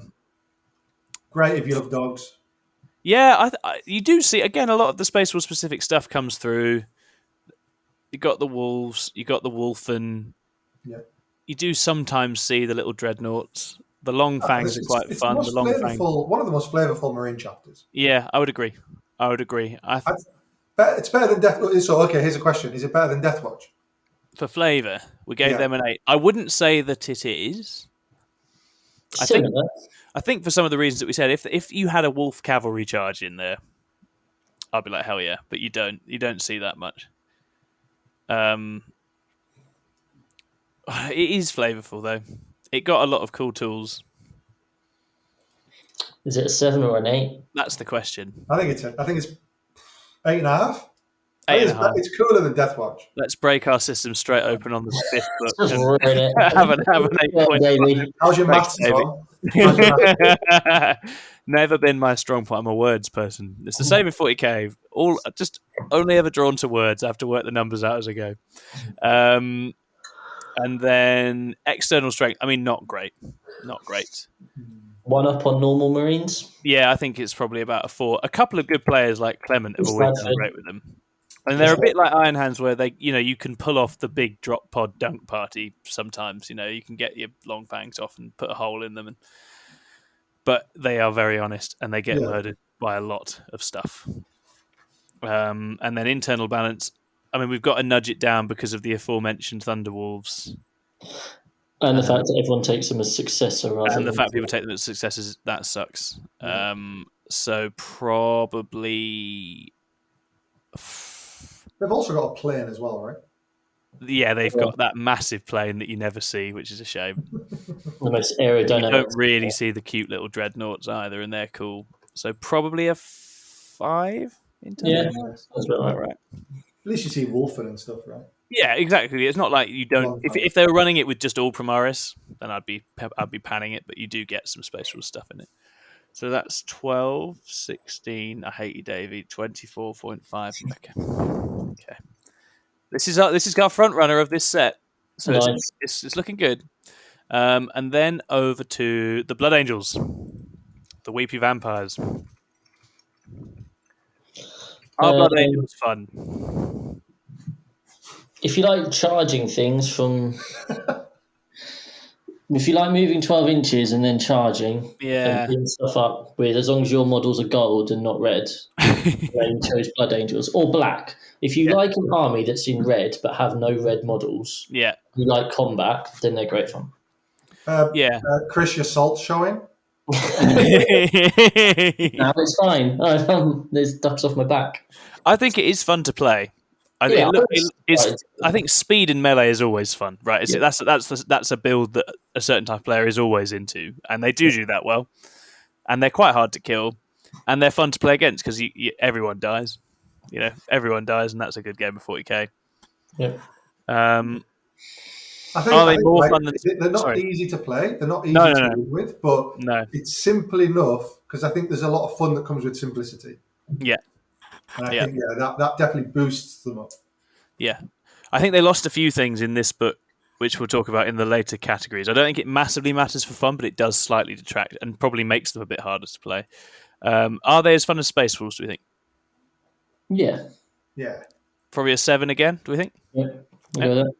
For flavour, I don't think this is the most flavourful book for Blood Angels, personally. Well, because you have to take all the special units. Yeah.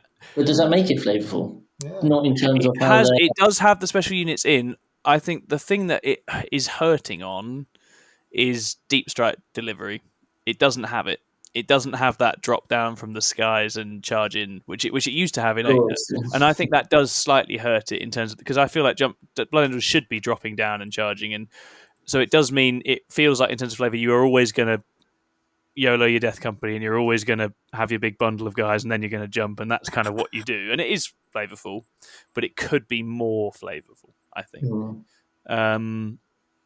And also, I can only imagine that as flavourful in terms of what people are using. I can only imagine like the Blood Angels, like tank kind of parking area is just full of whirlwinds. Yes, yeah, they're just taking all the turrets off their Bile Predators and putting rocket launchers on it. Oh man, I'd love to see a Bile Predator. Oh, so would I. And like Death Company Dreadnoughts, why aren't there more of those in my life? Like that'd be amazing. Librarian Dreadnoughts. The Furioso Dreadnought, Librarian Dreadnought. There's a bunch of super cool units in that book that aren't great. The Sanguinor as well. I really like the Sanguinor. That's a proper jank piece. Doesn't really see play. So I feel like the flavour suffers a bit, and I think more of it suffers than in Space Wolves. I think it's lower. We gave Space Wolves a really high flavour. This feels like flavourful, but room for improvement. So maybe like a 7. Needs more salt. Yeah, we have to do a 7. Okay. External strength. I mean, it's the best Marines, isn't it? Yeah. For all the good that does. 6. Yeah, I think 6 is fair. And then internal balance. I think it's probably low, right? I think it's low. I think it's low for the reasons that we said. It is Sangard, Death Company, Van Vet's characters, isn't it? 4. I think 4. 4, 5. Let's go 5. You do at least get the name characters popping up in Blood Angels, which is fun. True. People take Asterath or Lamartes or Mephiston.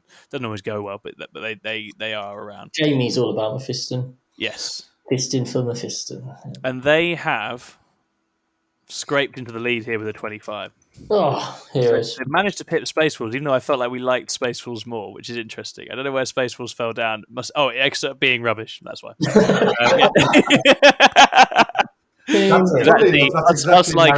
Us liking you means nothing if you get tabled 5 games every time you go to an event. As we know. Cool. We haven't. I was about to say we've made it out of the Marines, but we haven't, because of course it's the flipping Dark Angels, isn't it? 0 for fun. Unless you play Ravenwing. Yeah. Oh, they're cool, aren't they, Paul? Unlike Deathwing, the Deathwing heavy list fucking suck. I don't think those that play them. I think those that play them would love to play Ravenwing. I actually think it's a cool book with Ravenwing thrown in. Cool, various cool aspects to it, isn't it? But we do have to allow for the Deathwing spam. You have to meet halfway, because Deathwing's spam is obviously unbelievably miserable. Yeah, but then Ravenwing is awesome. A middle ground, so you have to kind of go. Yeah. An 8 and a 0. So was that? Yeah. Shall we put them at a 4, which is essentially punishing them for the Deathwing list? Yeah, that definitely that feels right. I can't remember. Is it fun to play with or play against? Well, I think we're kind of factoring both. I don't know. Do the Deathwing players enjoy it? The Dark Angels players I know would much rather run a mix of stuff. I don't know about Paul, but I think Paul has found a sort of sick delight in piloting that Terminator list around. I think for a lot of Dark Angels players, they'd rather have the variety. Yeah. And actually, because it gave Ravenwing some cool stuff, it's just a shame that it doesn't quite do it. I do think flavor-wise, it's great though, because actually every Dark Angels list is building into Deathwing or Ravenwing. It's using the sort of themes. It's pretty cool in that sense. And we got some really, really flavorful sort of strats and combos on stuff, like the no piling in on the Deathwing is really cool. Ravenwing with all their fighting, running away, pre-game movie, all that stuff is really cool. Yeah. So it is flavor, and the Deathwing list actually is super flavorful. You know, it's the super elite Deathwing storming the battlefield. Like although it's frustrating to play against, it is very flavorful. So I'd put this high on the flavor scale, I reckon. It has a lot of flavor, but the flavor's shit. Salt, lots of salt. You go for an 8 or a 9 on flavor, and then like a 4 for fun. Yeah, if we've gone 4 for the fun, I think I will go 9 for flavour. I think of the Marine books, this probably is the most have the most exciting avenues. It's got different. That's the other thing with this, is it feels like there's different directions, which none of those other books necessarily do have. Shame Ravenwing's not taken, because it's pretty good. Yeah. External strength. Yeah. Well, we've run 4-1 if you Paul. Yeah, Paul James is built different though, isn't he? He's a very talented boy. With Deathwing 4-1 and then 3-5 with Ravenwing. So. I think it's secretly, across the book, it's probably there with Blood Angels, no? I think you might have something, in as much as that Deathwing list can compete. If it gets the right matchups. Yeah. It is matchup dependent, but it can do it. And I think partly the preference for Blood Angels stems more from movement, the fun of the style and the movement. So yeah, I don't think we want to write off the strength of it. And I think a 5/6 does still capture that power creep issue that it has, whilst also recognizing that there's something there. So what do we think? Is it as good? What did we give Blood Angels? Yeah, Blood Angels is 6. Is it as good as Blood Angels? That's the thing. What about 5 3/4, Tom? I'll give it a 5 3/4. Wow, I thought I'd get told to go somewhere. No. I love you, Davey. You can do whatever you like. It's not a dictatorship. This show 5 3/4. So you can only find the Dark Angels through the little hole in the platform. And then internal balance is not good because it's obviously Deathwing. Anyone would tell you that it's Deathwing, and the Ravenwing just isn't quite right. So 3 or 4? I reckon a 4. Which takes us to 13, 17. I hate you, Davey. 22 3/4. Why do I do this to myself? That's a good showing from the Dark Angels. Actually, they've done all right there.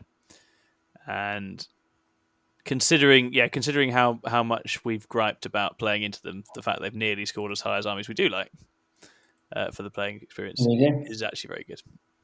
And as I say, flavor-wise, it really was the one. I remember when it came out, people were quite excited about it. It just hasn't quite panned out. So that then moves us to it's the first Chaos book. It's Death Guard. Fun. Chris, how fun is it to play into Death Guard? Oh, so much fun. Literally, every time I play into Death Guard, it's because I'm playing with armies which do 2 damage across phases. Like Custodies and Harlequins. So yeah, that's great fun. Jamie loves playing them. He's really enjoying it. I think because they do allow their resilience can make up for some like movement mistakes. Yeah, they're forgiving it in places, right? And that's nice. In an edition that's so destructive, having an army that can actually put its head out and be alive is quite nice, right? I think that's. Yeah. I quite like playing Death Guard as long as it's like crawlers and drones, and I do like it when it's a mix of stuff. 60 Plague Marines or like a 30 Terminators. Yeah, I've not really played these all Termies, all Plague, other than Stuart's one, which absolutely just wrecked me without any second thought, just demolished me. It's not terrible. You don't see it a ton now, so it's nice when it does pop up.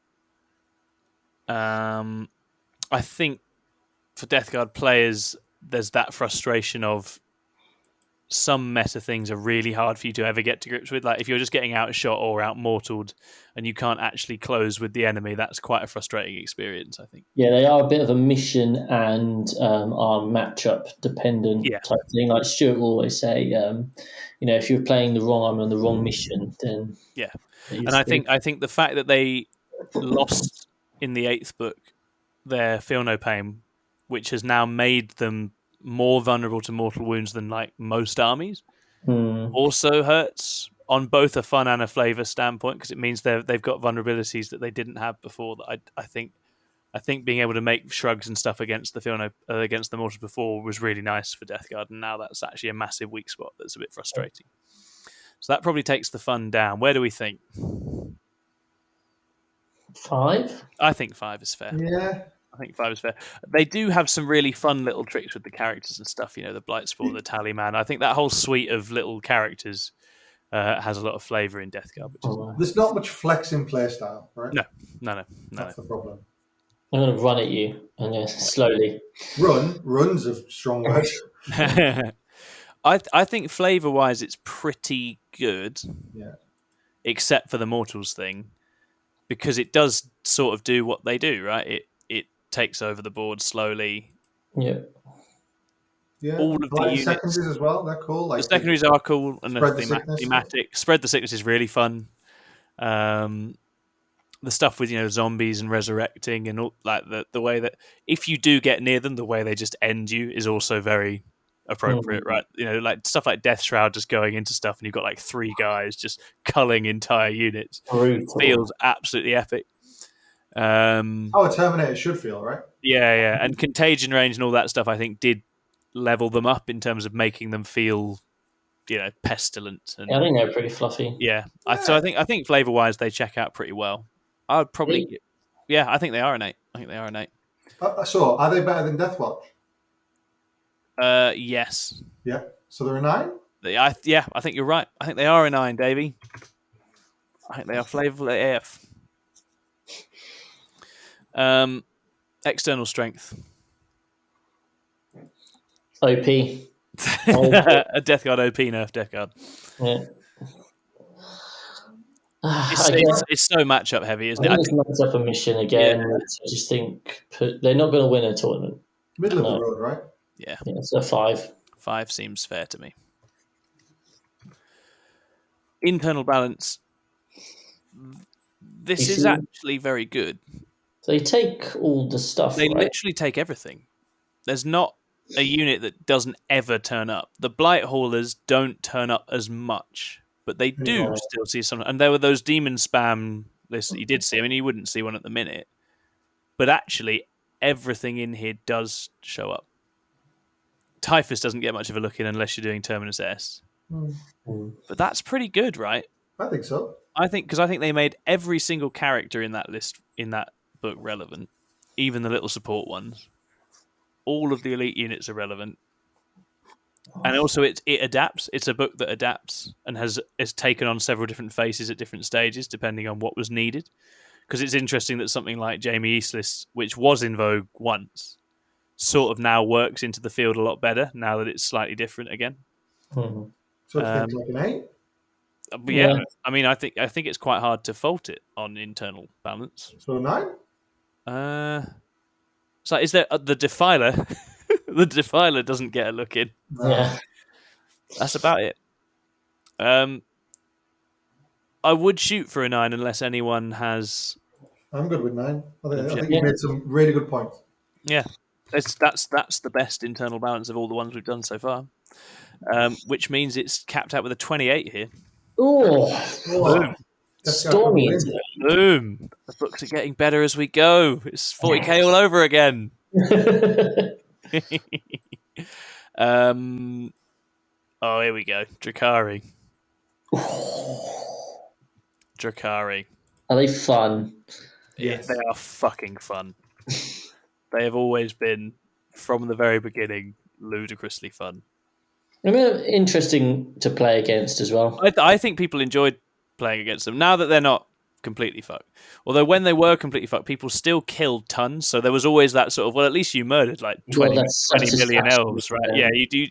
You tend, because you always tend to get to kill even the characters, in revenge, even when the game's going well for the Drakari. There is that. I have to check for bias here, obviously, because I'm very pro Drakari, but this has certainly been my favourite book of the edition, without a doubt. I'd say it's an 8 or a 9. I think, I would probably give it an 8. Cool. I think you have to allow for the fact that it was a bit busted, and there is a bit of that echo of memory, and people are sometimes a bit like, don't really. And it can be confusing to play against when you're playing. There is that as well. I think the sub-factions thing is a bit annoying, and there's definitely room for negative play experiences, both with the style of play and also with the fact that it's very fiddly and keeping track of everything can be quite difficult and annoying. And every now and again, people take advantage of that as well. So, boo, bad. Boo them. Flavor. It's a very flavorful book. Yeah, you wouldn't want to give it to kids. You would not. I think it does exactly what you'd expect them to do. That Tau story is brilliant. Yeah. The Tau Cultural Exchange, so good. What's if you haven't that? Into it, if you haven't read it, go and find it. I will have to go and find that. I don't know that one. Oh, do you know it? It's along the lines of, there was a Tau Cultural Exchange with Drakari, and then they were defending the world against Tyranids. And then what happened was they were fighting alongside each other. Yeah. And they turned to the right and just saw a big mountain of blue bodies just stuck together, like ambling forward. So obviously they took the Tau and made them into. And stuck them all together. That's great. Or something like that. It's definitely flavorful. 8 or 9 again? I think 8. Yeah. Witch Cult are a bit underwhelming now, but were really cool. And Covenant Cabals feel about right. External Strength, it's on the down, but it is still good. Yeah, definitely. 7? I think 7. Yeah, I think 7. And then Internal Balance is really, really good as well. Where's the Scourges? Scourges are bad. They literally just needed to ignore heavy weapon penalties, and then they'd have been amazing, but they didn't, so they are rubbish. The beasts and Beastmaster you don't see, but then everything else. Yeah, there's a lot of units in there, right? And there's a lot of stuff, right? And you've seen all the Coven, all the Witch Cult, all the Cabal. Yeah. Everything's had its time in the sun. Yeah, that's it. And a bit like Death Guard, it has adapted and changed face many times, which I think always a book is good if you can actually go back and find something else in it that's good, right? When whatever you're doing gets solved. So I think it's good there as well. Probably 8 or 7. Depends how much stock you put in the beasts and the whatever the other thing was. I think you've seen everything. Yeah. Pretty much. So I'd say 8. Yeah. I wish Lilith was good. Yeah. That's a very strong showing. Yeah. So like a 30. That's a 31. It's a 31. That's about right. It's been one of the books of the final books of the 9th, isn't it? Yep. I must run mine again soon. I'm hungry too. Admech. Here we go, Chris. Oh God! Well, I've been thinking Admech, Fluff Master. No, are they fun to play these days? No, they're miserable. No, it's not fun, is it? Are they fun to play the army inherently? No, because they're confusing as fuck. Yeah. So I'm struggling. It's not a good fun score, is it? Back in the old days, when you're blowing your opponent off the board, you just felt sorry for your opponent. Yeah, exactly. There were plenty fewer, just enjoyed your enemy's tears. But other than that, I would argue this is the lowest one, right, Chris? Yeah, even when I was playing them and they were strong, they weren't their style wasn't particularly enjoyable. It's not built around speed, realistically. Right. Obviously, you had all the planes and stuff, but. Yeah, I mean, I'd so like a 2. Yeah, I agree. I don't think it doesn't seem fun to play because I had a mad moment last year where I was like, I'm going to play Admech, and then I got the book.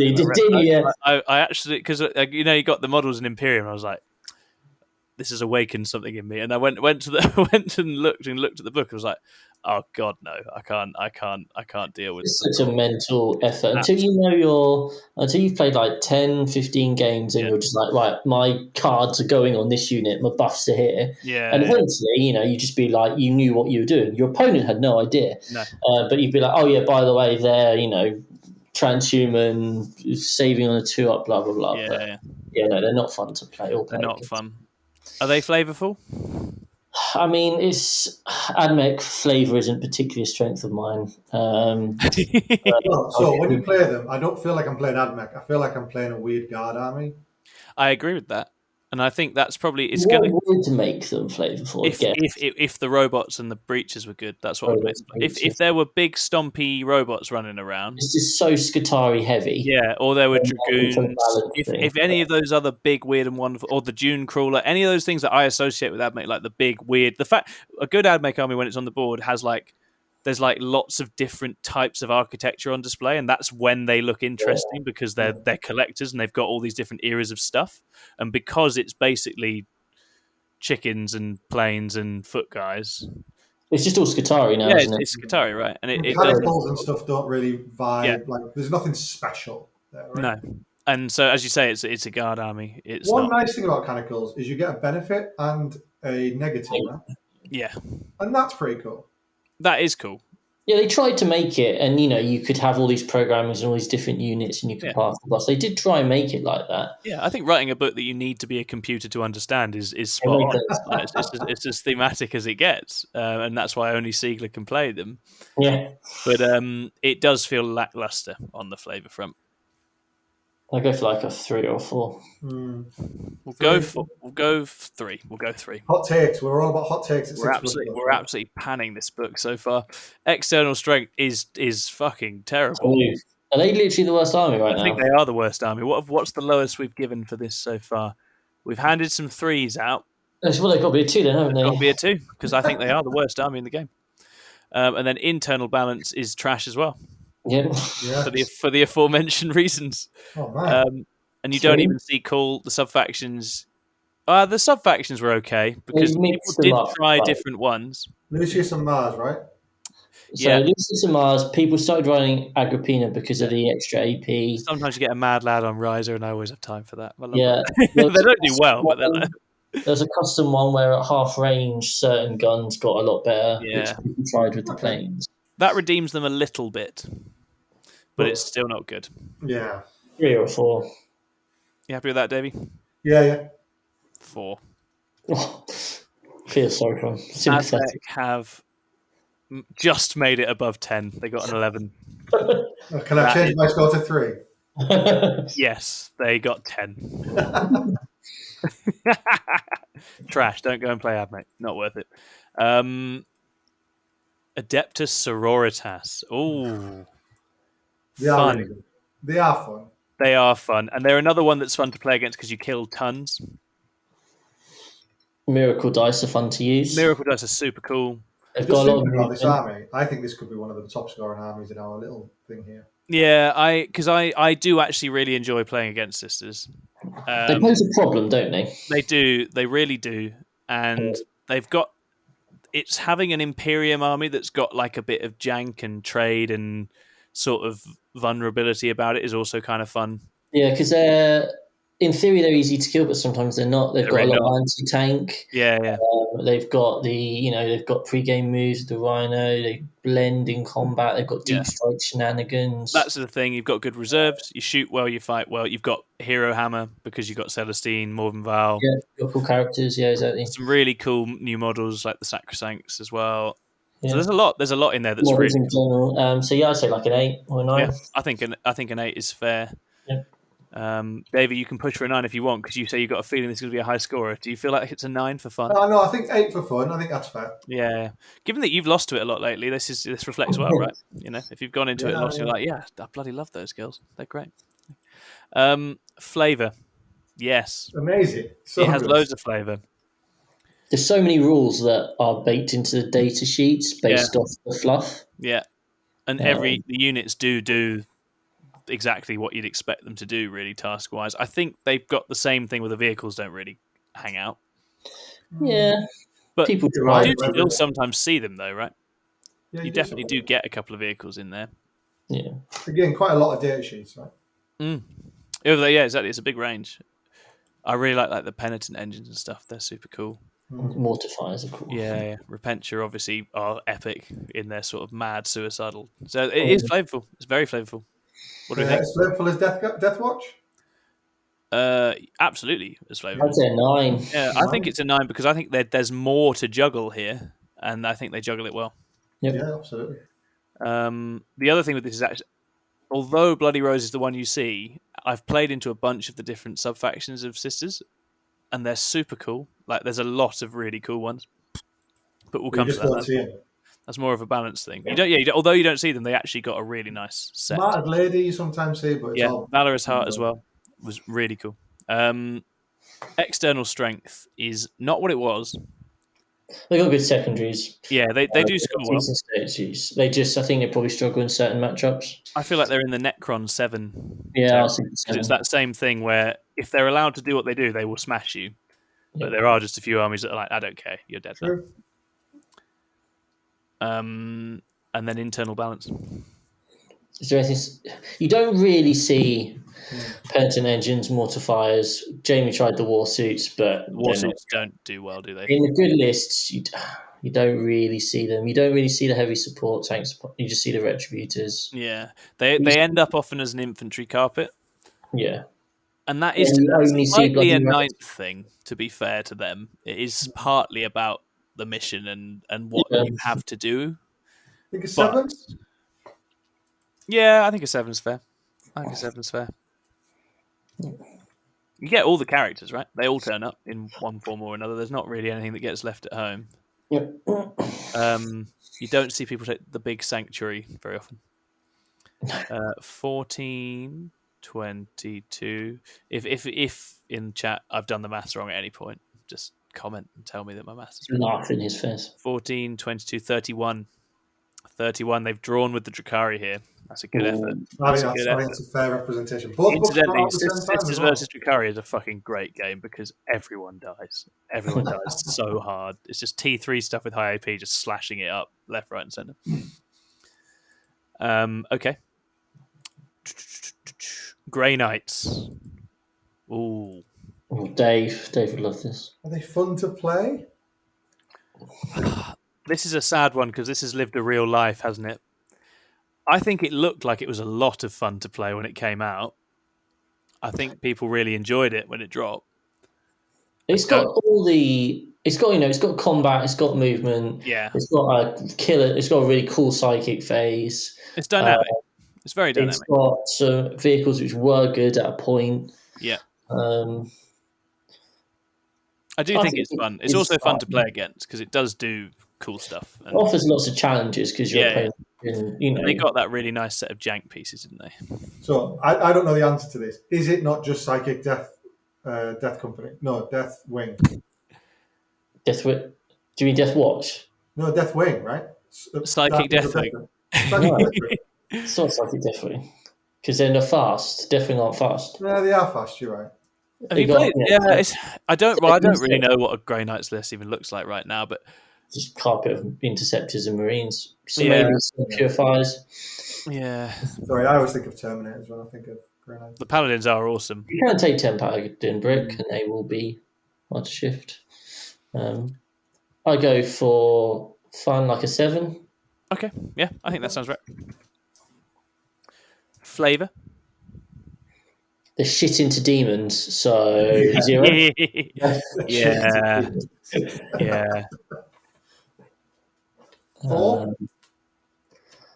I mean, they've got stuff which makes them flavourful to an extent. Yeah.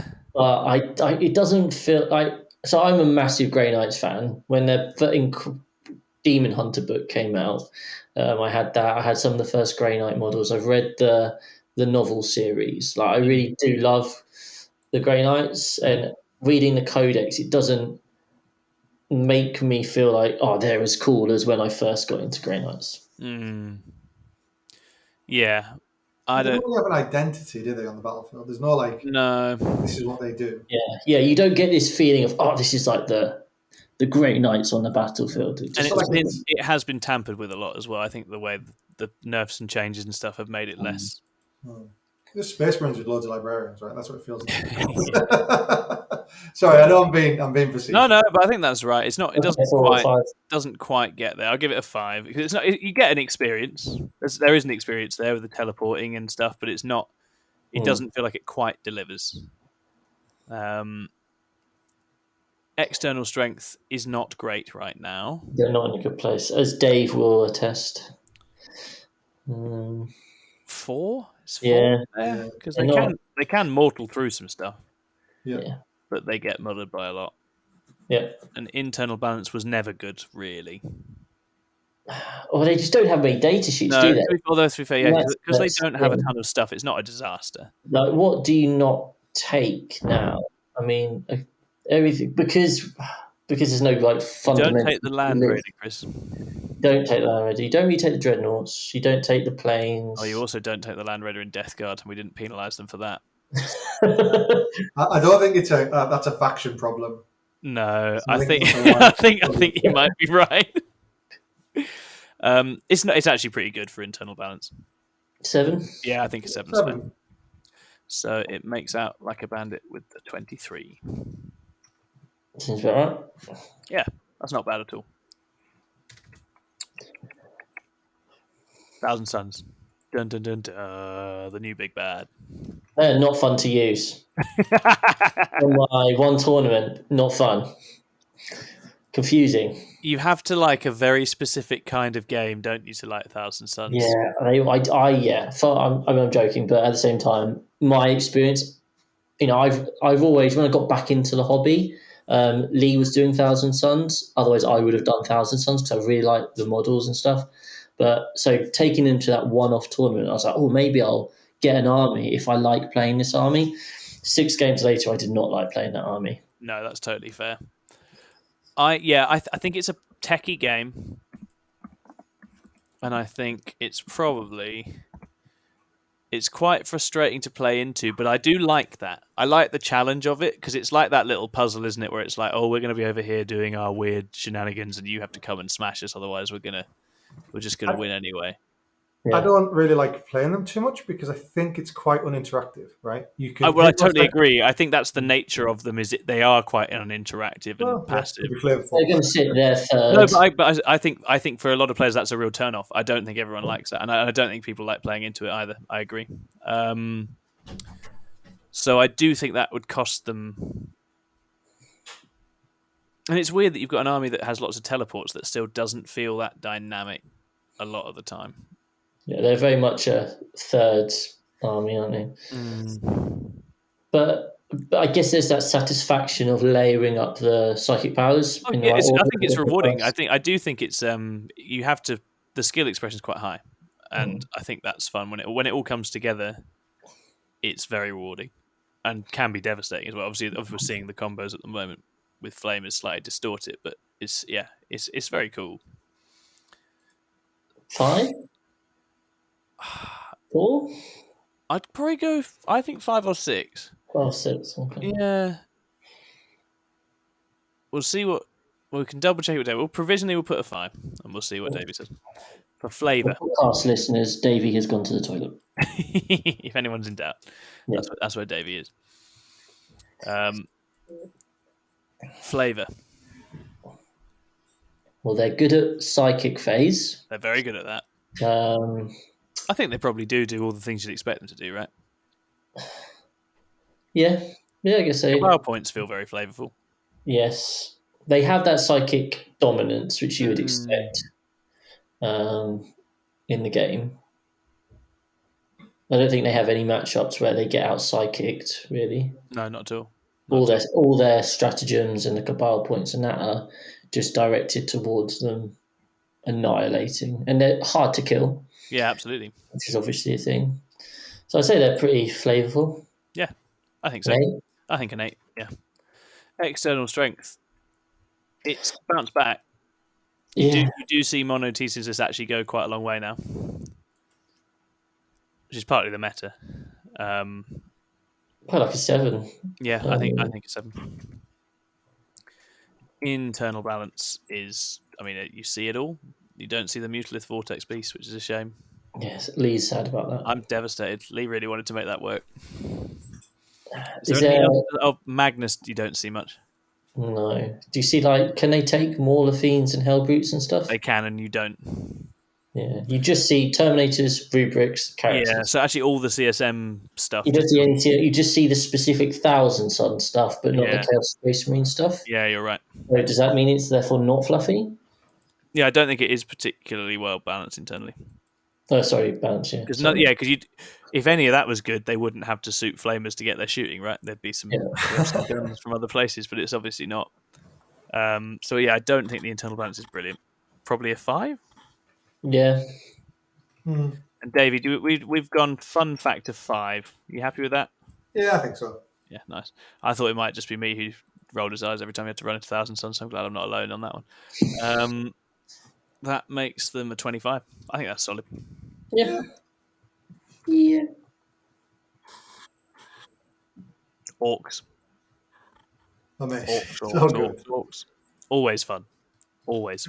Just getting overwhelmed and be like, how do I pull apart this puzzle? It's great. It's fun. They're always fun to play against. Even when it was buggy spam, I enjoyed playing against it. It was ridiculous. It was so silly.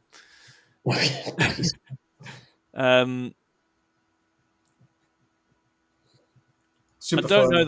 know that Orc players always enjoy it. I think the sort of morale sucks for them. Yeah, they are actually quite fragile still. Yep.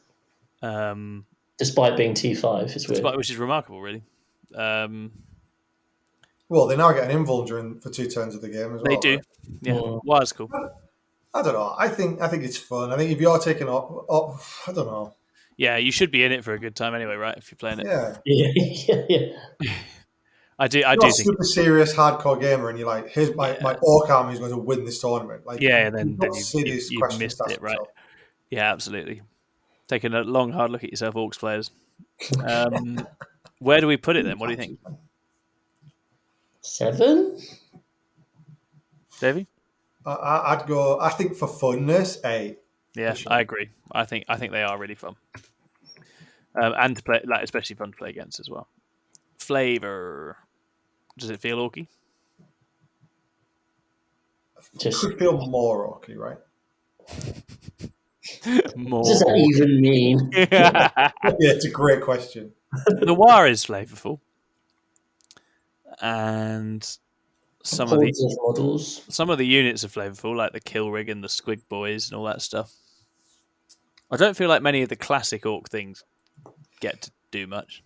Yeah, like I think looted for me, like the coolest thing about orcs is like looted wagons, looted like looted tanks. I don't vibe with the beast snaggers and the squig cavalry guys. It's fine. It's pretty cool if you're into that, but I think that's one of the problems is that the being orky is quite broad. You're right. It's not an easy thing to define orkiness. It's all all-encompassing. Sorry, everyone. So what do we think for flavour? 7? I think 7's probably all right. Chris? 6 or 7. Yeah. We'll go 6.5. We haven't done a 0.5 in a while. Yeah. External strength. I mean, it just came second at Leicester. Yeah, that's Brian, though. Yeah. Goth Rush is good, actually. It's demolished me many times. So they can be strong. 6, 7? Yeah, I'd say 6 or 7. What did we give? 6.5 again. Nothing says orky like a load of 0.5s. Yeah, they're well known for the finesse of the decimal.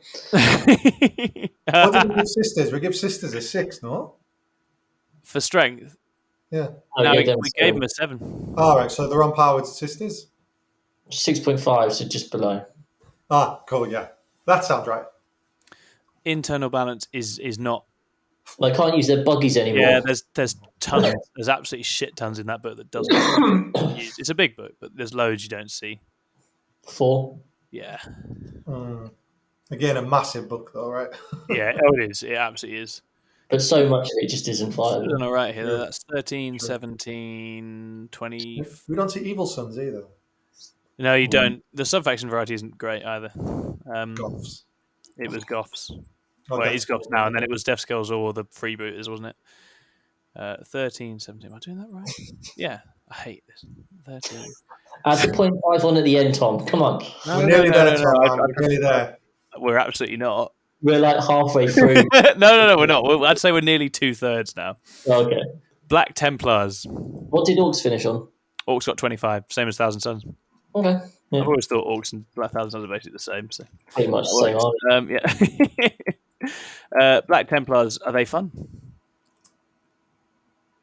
Aren't they just a normal Marine chapter that can heroically intervene? Pretty much. They've got a bit of characters. They've got a bit of ruckus and they've got some cool characters, and that's about it. Yeah. They don't like psychers, so they got a cool anniversary model. Yeah, true. Don't mind playing against them because it's thematic and it's a punch up. It's Space Marines, though, isn't it? Yeah, right? It's Space Marine 4. It's as fun as Space Marines. So, what did we give Space Marines? We gave Space Marines 3 for fun. Should we give them a 4 because they've got robes on? Yeah. Well, we all know robes are a good time. That seems fair. And then flavour? I feel like they are quite flavourable. Yeah, they are quite flavourful. The vows. Vows. Those Crusaders were the Crusaders. They got lots of stuff in there that is flavourful. Yeah, I think doesn't get to shine a lot. No, I've just not seen a Black Templars player since. Play Lee, man. Let's do Black. Let's get a bat rep with you and Lee's Black Templars in. That'd be fun. Cool. I think he might be more inclined to bring them out in Crusade than for match play, but we'll see. So should we go 7 flavour? They are quite flavourful. I think so. Yeah. External strength is trash. Same as normal Space Marines. 3. Are they? Yeah. I think they're lower, though. You reckon they're worse than normal Space Marines? Normal Space Marines at least have iron hands. No, we'll go 3. We will go 3. Because I like how bad AdMech is and I don't want to put anything down. I don't want to put anything down in there with AdMech. Internal balance, who knows? Well, you never used to see. Well, you did used to see Crusaders. You didn't see Land Raiders. No. We've agreed not to think about Land Raiders, though. Very true. I don't know, man. Like I guess you would take the Black Templar themes. Yes, you do get some of the units in, so that's good. I think 5's probably about right. Yeah. Some of the new cool units that came out didn't ever make table because Lee still hasn't bought them now, which isn't a good sign. No.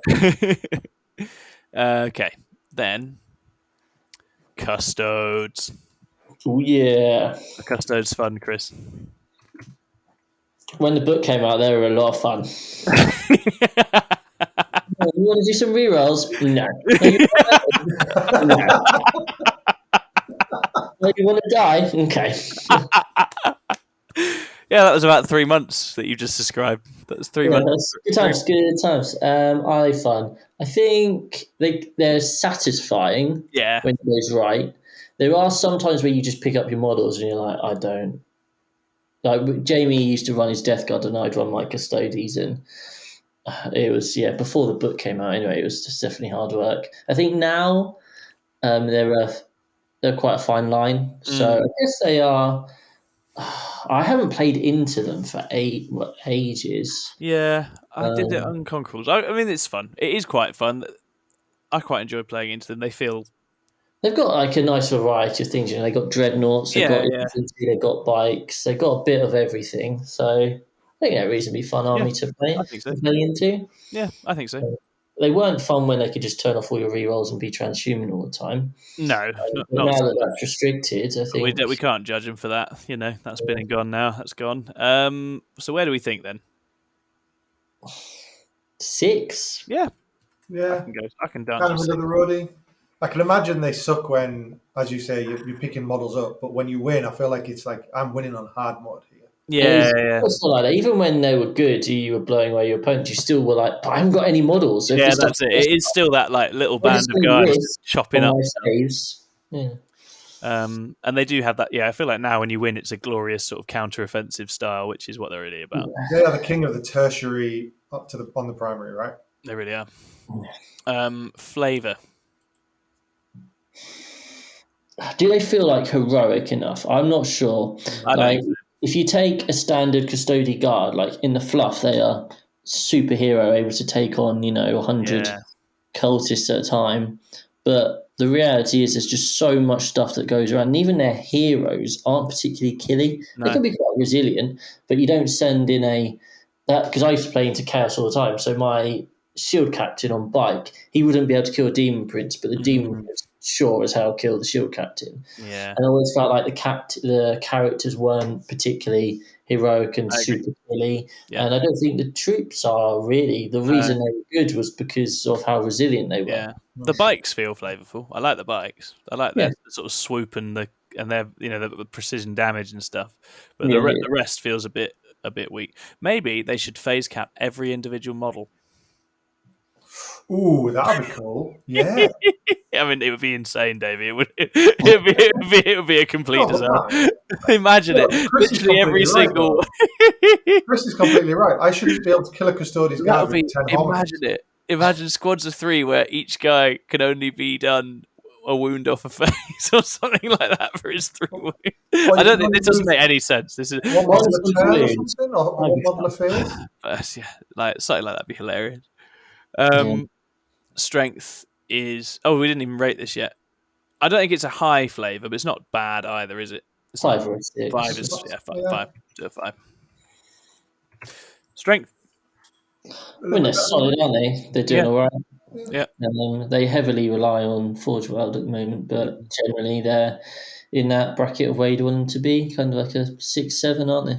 6.5 it is. Yeah, my mate took them for the first time this weekend, went 3-2, so... Yeah, that feels about right. 2-1, rather, yeah. Internal balance. Like any good list at the moment just doesn't really... It's just Forge World. Yeah. So it's not actually in the book. That doesn't reflect great on it. So does that mean you can't take Alaris because they've lost Obsec. You can't take Wardens because they've lost Obsec and Bodyguard. You just take minimum troops. You don't really get to see the fun sister stuff. You've literally just got your bare minimum 5 sisters for cheap backfield. That feels like a big miss with the sisters. They've got a lot of cool stuff which you just don't see. Yeah. I mean, Forge World is really cool. And there's a lot, like the dreadnoughts are sick, the tanks are really cool, but they're not in the book itself. No. If you take the faction as a whole, I just don't think internal balance is. No, I don't rate it for internal balance. I think I'd say a 3 or 4. Let's go 4. Someone took a full army of the Sisters of Silence to an event this weekend. I saw on the Thursday show. And lost every game. Nice. I want to see. I'm gonna have a look. See how that went. Black Templars, by the way, got a 19. I don't think we ever declared that. Okay. Custodies got a 21.5, which isn't terrible, but is one of the lower scores that we've given out today. Yeah, interesting. Gene Stealer Cult. Oh Christ. Fun. I don't think it's fun. Does anyone? I have no idea what my opponent's about to do. My opponent has slightly more of an idea of what they're about to do, but not a huge amount. So many options. I think people enjoy it because of the novelty of playing it. I don't think that's nice, but again, that doesn't reflect great on the army if the reason people like it is that they never see it. What you're saying, Tom, is you're a fetish. Yeah, well, I like it because I'm a masochist, and it does the sorts of things I like. I like stuff that trades and dies, and it does that all day long. That's all it does. And it's a good point, though. It's a good point. I think if I was playing them every tournament, I would be like, ugh. But because I play them not so often, it's really cool to play them. Like you play them, like, oh, cool, yeah. But I felt matchups-wise, certainly at Leicester, it felt like a couple of the guys. Certainly, the last Demon player I played, I think he knew what was coming, and he wasn't especially thrilled about it because he didn't feel like he could do much about it either. It's just like, well, you're going to pop up. I don't have much stuff. I can't really stop you popping up. I'm going to get hit. And I think, I just don't think the style they have to play at the minute isn't particularly fun because it's all shooty, really. Yeah, that's true. There's a lot of combat stuff which you're not getting to use. You look at some of the lists where it's literally like 180 neophytes and 30 bikes, and it's like that's not that fun. That's not especially fun. That's fair. That said, there's the novelty and the ambush and all that stuff. So it's not a complete disaster. 5? 4? What do you think? 5? Yeah. All right. Flavor. Yeah, right. Sure. I like it for the flavour. That turn 2 where everything comes out the ground is beautiful. It's terrifying as well. It's really fun. I should be worried. Rules in the game. Yeah, they've got some really cool rules. They've got a lot of units that do some really cool things. The upgrades, the spells, there's lots of fun stuff in there for that. The strategies are also very flavourful. Tons of. I should be worried about that turn where everything comes up. Yeah. I should be worried about that, and I am. And they should also. It should feel rough. And it's a surprise as well. Yeah. We've got this game where I know the Gene Stealer are there, and in real life, or in the storyline, they're going to pop up, but I don't know where. And it feels like a game because they've got so many different places they can pop up. So I think they are very flavourful, and I think the fact that superhumans cull them effortlessly as well is very flavourful. So that's a 9. Yeah, I think a 9. I think they're. Oh, is that the most flavourful of anything? They're drawn with Dark Angels and Death Guard. I feel like they're more flavourful than that. Should we give them a 10? I think a 10, yeah. Let's give them a 10. I'm feeling a 10 on these guys. The question is, could they be more flavourful? Is there room for improvement? I think the combat and aberrant stuff, if it worked better, would complete the set. But you can run that now. It's not that you can't do that. It's just that it's not balance, right? Yeah, and I agree. I think that's where we have some notes. I think for flavour, I think it's a very fun, flavourful book in that sense. I don't know that the experience. I think the experience in it, certainly as a competitor, can be quite harrowing, but it is a very flavourful book. External balance, it's done all right. 6. Yeah, it can go on a run. 6 feels right. And then I think the internal balance is quite poor. Yeah. In some areas. Yeah, I mean, you're still using a lot of the different You units. are right. Yeah, it's certain it's units. maybe a third of the book doesn't quite get a look in. So I'd say more like a 6. Yeah, so maybe a 6.5. It's easy to say that when you've got one of every character. Yeah, well, the characters get a great look in. There's only like one or two that you don't see, and that's mostly because it's like if I take another one, I'm giving up like 25 for Assassinate. So that would be 15, 21, 27.5. Pretty respectable from the GSC. Very respectable. Yeah, not bad. I think that's about right. That feels about right to me. It's not as fun as Drakari, but it is very cool. Tau. Are they fun? No, because as Jamie always says, like either blow your opponent away, and your opponent feels bad, or your rolls go badly and you don't kill it and you feel bad. Yeah, I think they've got good movement, and there is something satisfying to killing stuff in the shooting phase.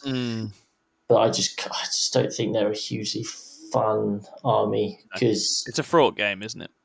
For either side. Both players, like whenever I've played them, there's just that turn where if you kill enough of my stuff, I'm in trouble, and if you don't, I'm into your lines. So it's quite a stressful game. What do you think, Davey?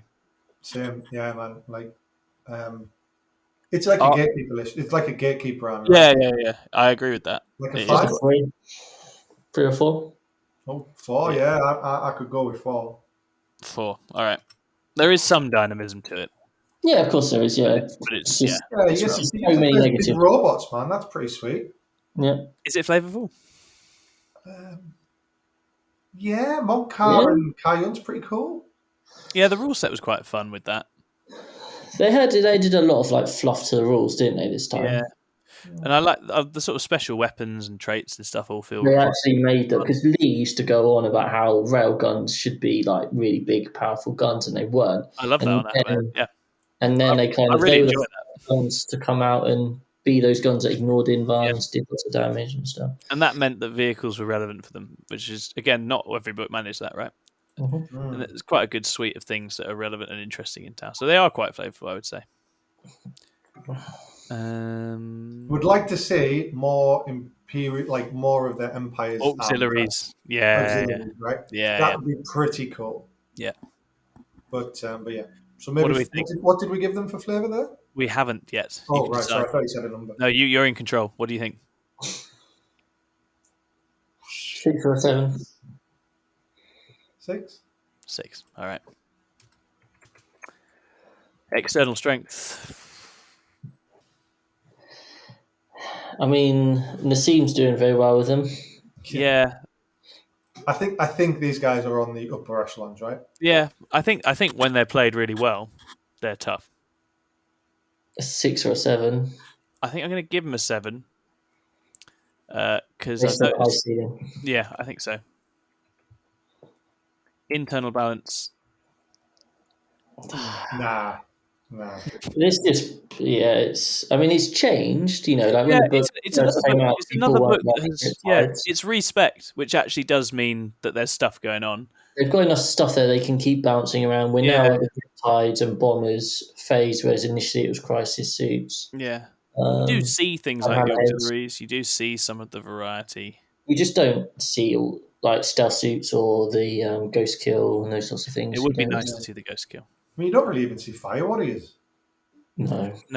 Which pre-game move, block some stuff, let it get to you slower. 6 Vespids are awesome. Yeah, I love the Vespids. You don't see Pathfinders, you don't even see Devilfish anymore. No, don't see Tide Walls.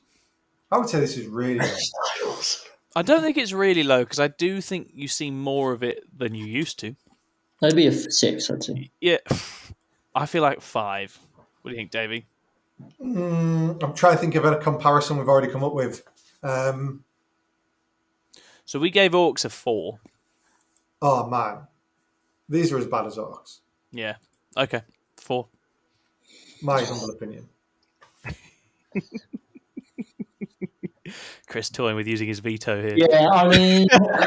Do you play Tau, Chris? I played into Tau a lot. But you can't. You've got to be careful not to let that colour your experience of it. So that would put them on A 21. Yeah. 21. It's where they belong. In the cupboards. And then I'm kidding. Eldari. Are we gonna divide Eldari up, or should we do it in one go? I feel like the Harlequin book's very different. Yeah, they are very different. Very different. Oh, fuck. All right. But we are doing a. We'll start with Harlequins. Oh, okay, if you insist. Are they fun to play? So much fun. I think people enjoy playing Harlequins. I enjoy playing them. Yeah. That's fun for me to play. Are they fun to play into, though? I think they can be rough depending on the matchup. I think it really does depend on the army, though. Yeah. I think that they... I know Jamie, with his tower, used to hate playing into them due to the rerolls, the lack of rerolls. They just turn... the fact that they shut off efficiencies like Custodes is a bit of a feel bad, but I think the speed and the reach, it's like Blood Angels, isn't it? It's the fact that you can affect lots of the board. They're not super killy. No, they have to go all in to kill something. Yeah. And you have to put 4 or 5 boats next to something hard to kill it, and then you're there sat in front of their army 6 inches away. So yeah, they're fun to use because of the maneuverability. Yeah. But I don't know what it's like to play against them because I've never. I think some people dislike it, but it does depend on the matchup. Like people with the right tools for Harlequins really enjoy it. Yeah. So you go for something like 6 or 7. Yeah, let's go 6.5. Classic. Flavor.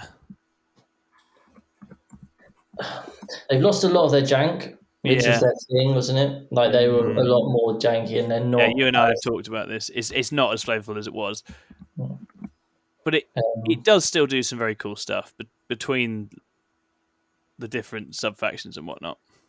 Yeah.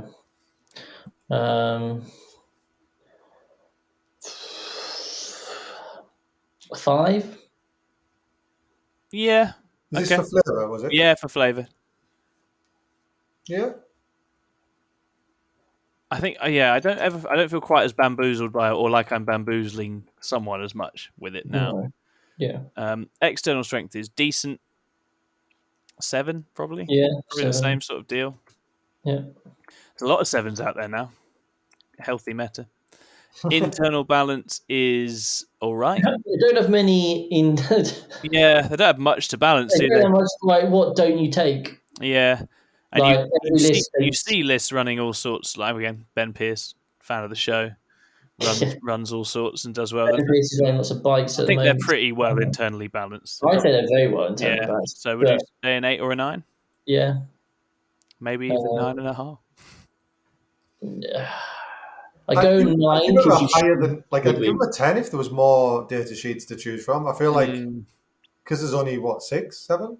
Yeah, you do literally see them all in lists as well. Even the Void Weaver, which is ludicrously expensive, does turn up. Yeah, I'd say a 9 because you shouldn't take Void Weavers, but all right. PSD, so 16, 21, 27.5. Not bad from the Harlequins. That's pretty good. Eldari proper.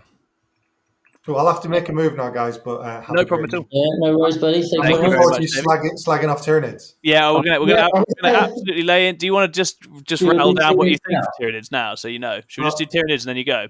Oh, sure. So, for my humble opinion, what was the first one again? My brain is gone. Fun. Really fun. Loads of options. You can play any kind of style you want. Yeah, I like it. I think it's fun. I also enjoy playing against it. Yeah, I like playing against it. You get to kill a lot, or if you don't, it's like big monsters and stuff, which is always really fun to play against. Yeah, I think they are a lot of fun. 7 or 8? Yeah, I think we could probably stretch to an 8 these days because Leviathan's gone as well. So like that was my main gripe with it, and now that's gone. It's like, well, it's quite exciting. Flavor. It's pretty flavorful. Yeah, it's fine. It's fine. Like things like cranial feasting and stuff is a bit like like kind of like a token effort in a sense. It's very cool, but it's still like it doesn't. It's not like where you automatically go, oh yeah, that makes total sense. It's like, oh, that's interesting. Yeah. And then when we look at like Synapse, I do think Synapse is quite cool. Yeah, but like we're talking the world devourer, this monster that's come from beyond the stars, right? And you're just worried about what aura things are in. Like, yeah, come on, they talk to each other over like, massive distances. Why can't they only got a 6-inch aura? But yeah, I don't know. Like, I'm being pedantic. I think it's probably really high, like generally speaking. I think because you can run monsters and you can run lots of psychers and you can run little bugs and you've got the spore. Like, there's a lot of different things going on with it, and it feels very different to anything else as well, which is quite flavorful. Like, it occupies quite an unusual space. Things like Hive Tyrants being good is good.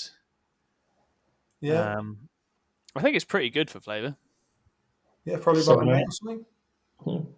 The adaptive ability was pretty cool. Yeah, well, it's a shame that's been fucked a bit. But it's coming back for our Crusade, though, right? Yeah, of course. Unnerfed Tyranids for Crusade. Yeah, that's straightforward. Yeah. Triple Maliceptor, 500 points. Boom. So we'll give it an 8 for flavour. External strength is now... It's not what it was, but it is still good. 7 still? Yeah, I think 7. And then internal balance. Davey, you'll be the expert here. It's terrible, guys. Everything it's terrible because it goes from amazing to just awesome. No, I'm only kidding. I think there's a couple of things I'd love to see more Hormagaunts. Yeah, I agree. They're my favourite. Things like that. But generally speaking, you do tend to see a lot of everything. Even Carnifexes now, like my lad at Leicester ran old One Eye. Old One Eye's great, man. Like I know he's not like the optimum choice. He was still flipping great. Like he smashed his way through stuff. He was absolutely brutal. I mean, I'm struggling to see what's crap in that army. Like, no, I mean they just gave you so much good stuff, right? Yeah, I'd probably say. Well, they need. Yeah, apparently we're the big bad of the next edition, so they need to get rid of all the models. Yeah, that's what I think is going on. Yeah. So I would say like Chris has just contributed to that. No, I really have. It's a second-hand army. It's fine. Yeah, he's going to be redoing the entire range in about 6 months, but I better not. So it's good internal balance as well, isn't it? Yeah, about a 9, I think. Oh, you know what might have happened? Oh, so he's like, I'm going to go, but before I do, I'm going to turn it to win. See you later. 16, 23, 32. They've done it. They've bloody done it. But I do think that's about right, because it's the issue is how strong it's felt at certain points. At times, but it's now it has settled down. Yeah. It's been the big bad, right? I think as well as Drakari, it's one that's the thing, and it's funny because we look at Drakari, and now that you can see Drakari in retrospect, it doesn't feel as bad, and it actually a lot of things are exciting and cool about it, and the fact, and it's been those books have both lived quite long lives, and I think quite a lot of the ones that are low down haven't stuck, like haven't been played much, haven't really been about, which I think says that there's something in the enjoyment, right? That it's not just about strength. Yeah, and at Leicester, there was 5 of the 6 sub-factions you could take there. Yeah, which I think is awesome. I do think the sub-factions were cool as well. That was a triumph. Right, Davey, we'll let you go. Get out of here. Bye. Thanks, Davey. Bye-bye. Right, Capitan. Mm-hmm. We don't have far to go. No. We can manage this without him. Fuck him. Yeah. He's dead to us. We never wanted him here anyway. I hate Davey. No. Can't stand him. No, we can talk about him behind his back. He'll never hear us. Craft World is fun to play. I feel like it's quite taxing. I think it's demanding. Yeah. I think it's got that plan come together thing. Yeah. When you get it right, when it gets right, it's rewarding. Stuff. But sometimes you do just get absolutely castrated. If you go wrong, you just lose. Yeah. And also I think when it's played well for an opponent, it's really annoying as well. You just can't get like it's a bit like Thousand Suns where you just can't get your teeth in. Yeah. So probably in a similar ballpark. If we gave that and GSC, which actually again there's parallels, 5s. So should we give this a 5? Makes sense. Flavor. I mean, it is a flavorful book. Yeah. Yeah. Aspect Warriors feel right. The different aspects, they feel like dimensions feel right. It does have that hide pounce elf thing. It feels elfier than some of them. Yeah. Yeah, I'd say it's 6 or 7. Yeah. Something about it never quite satisfies me. I've not played it a ton. I do enjoy playing against it, and I do feel like it's flavorful when I play against it. But what would be missing? I can't work out what's not. Yeah, there's just something there which doesn't quite feel like it's like the storyline Eldar. Yeah, I think that's right. And again, a big chunk of the book, which is all the vehicles and planes and stuff, don't really see any play. So maybe we'll go 6 for flavour. It's not bad for flavour by any stretch, but it's not quite. External strength isn't brilliant, but it is okay. It does pop up. It's like a 6, isn't it? I think it's a 6. Yeah. Internal balance doesn't feel great. There's a lot of units which rates are all in the bin. Yeah. Autarchs barely ever turn up. Some of the aspects. It's just how they did a great job of making the aspects feel relevant. The planes we don't see. Yeah, the Phoenix Lords are good. The Psychers are good. Don't see Dark Reapers anymore. You don't. They suck now. So it's a mixed bag. Probably a 6 again. Is that fair, or is it lower? I feel like it's more like a 5. Give it a 5. 22 for the Craftworld Eldar. Oh dear. Usually GW's favourites, but not this time. Not quite. Cool. Imperial Knights. Oh no, Chaos Knights first. Chaos Knights. I already played into them twice, so that was with Lee. Yeah. Was it fun? I mean, they've got some really annoying rules. The dread mechanic and that sort of thing. Oh, I can't shoot you. Oh, I can't charge you. Oh, cool. Those rules are quite annoying. I imagine they're fun. It's satisfying when you get it right. But night games are always so skewed. Yeah, I think that's the problem with Knights in general, is that it always gets away from one of the players. And because it's the low body count, you know quite quickly whether it's getting away from them. Yeah. That's always going to limit them. I played against a couple of different varieties of Chaos Knights, and there's a few different things that feel quite fun.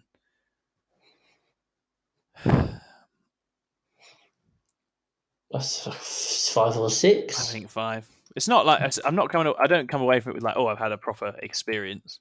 Yeah, which I do with quite a few of the ones we've rated highly. Fluffy. I don't really know the I think stuff like dread mechanics do feel fluffy. They certainly add something. I don't think the big knights don't feel fluffy. The big knights don't quite do it. No, but that's because big knights feel like they should be unkillable. But if they're unkillable, and only one of them ever is. I guess that's more of an issue with the game. I don't think it's bad for flavour, though. I do think it is quite flavourful. Yeah, 6 or 7. Yeah, 6.5. Let's do it. External strength isn't brilliant. No, you don't see them at all these days, do you? 5. So 4, 5. Let's go 4. 4. And then internal balance isn't good because Armiger's everywhere. And they didn't make the big ones good enough to make it interesting. No. They got a psychic knight. People don't really use the psychic knight. That thing could have been awesome, but it isn't. Mm-hmm. So it's low. 4. 4? Yeah. Give it 4. So that is 9, 13, 19.5. That's a poor effort from the Chaos Knights. Is that the lowest? No, Admech is still the lowest, don't worry. That's the important thing. Imperial Knights. This is very similar in many ways. I feel like they're slightly less fun to play against. Stuart was absolutely spitting blood after he played Imperial Knights left. So when I've played into them, it's all the -1 damage, which is absolutely No, I haven't particularly enjoyed playing against them. You just may have 12 really, really hard to kill models. Yeah. And they've got good secondaries as well, so you can't even beat them on that. So I'd say slightly less on the I would guess that Knights players themselves aren't that satisfied with that style either. No, they want to take big Knights, don't they? Yeah. So shall we go 4? You got someone like Lewis who takes his harpoon guys and and he has fun, but that's a very rare breed. Yeah, 4. Flavour. They got a few nice bits with the vows and whatnot. Yeah, that's true. And they all link to their secondaries and that sort of thing. I'd say probably same as Chaos Knights. Yeah, 6.5. Okay. And then strength is higher. Okay, 6. Yeah. Yeah. Yeah, they're a gatekeeper. Gatekeeper, right? Yeah. You're not going to win an event with them, but you can definitely do well. And then internal balance, it's the same deal. It's just not good. Don't take the big ones. Well, Lewis takes the big ones. You get one big one. Guy? You get one big one, but it's not great. Yeah. I think you can probably get away with more big ones than with the Chaos Knights. Yeah. You can, to be fair. Okay, maybe we'll give it a 5. So they come in at 21.5. Solid. Cool. I'm fairly sure Chaos Space Marines should be here, but it's not. So I'm going to put Chaos Space Marines in. This is a good book, I think. Yes. Is it fun to play? It is fun to play. Yeah. Because you've got your cool heroes. You've got that sense of the tough things feel tough, the killy things feel killy. You've got speed, you've got reach. Mm-hmm. I've not dabbled in all of the different sub-factions. Obviously, there's a lot of raw power in the sub-factions. You take something like Word Bearers, which everyone was raving about, and no one plays. Yeah, I think that's the funny thing about it is like there's some cool stuff that doesn't even get used. Yeah. So it was quite a generous book in that sense. I don't think it's all been fun to play against. I think people find I definitely find Bile frustrating to play. It's miserable for some people. Bile is miserable. And I don't know with the EC list. I don't have enough breadth of experience of factions playing into it to know how that is for everyone. But in general, I've really enjoyed playing against Chaos Space Marine since it came out.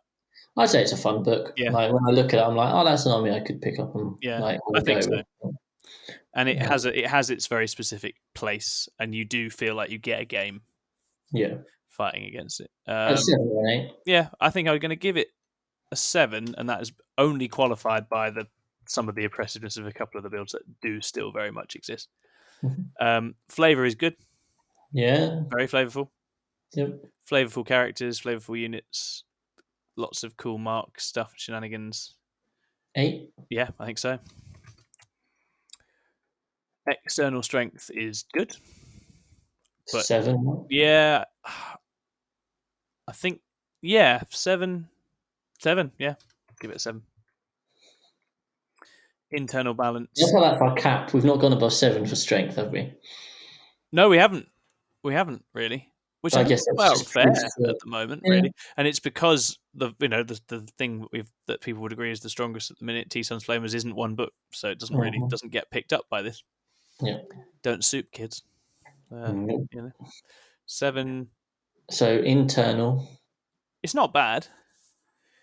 You take a lot of what's in there.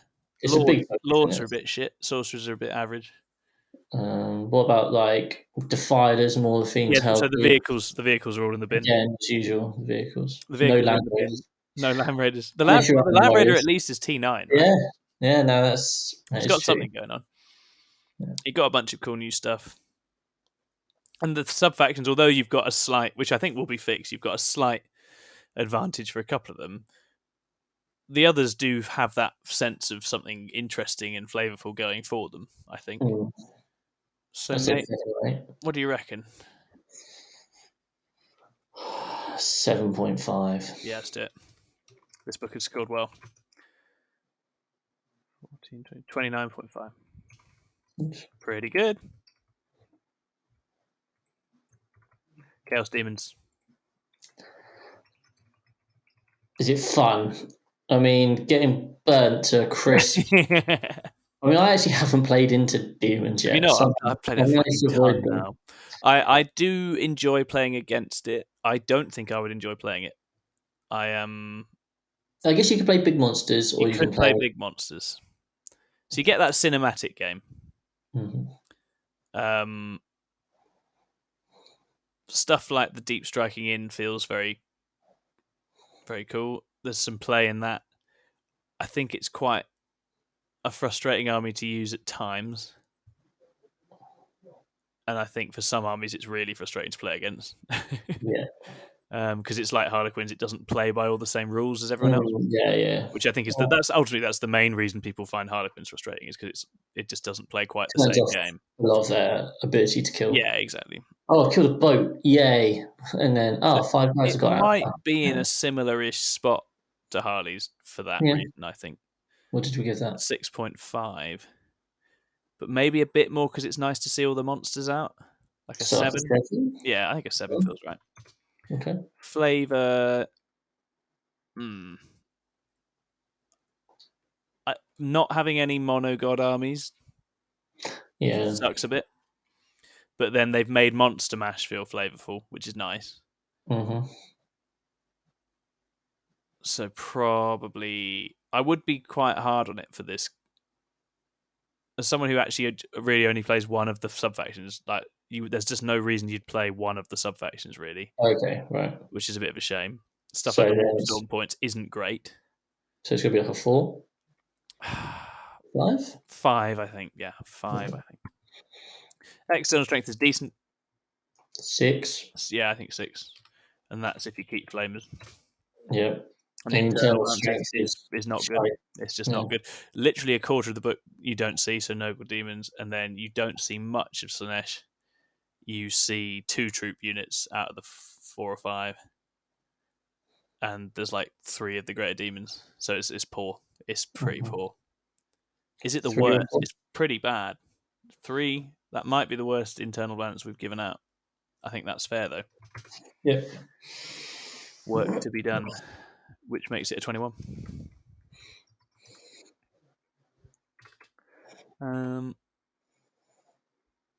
Votan.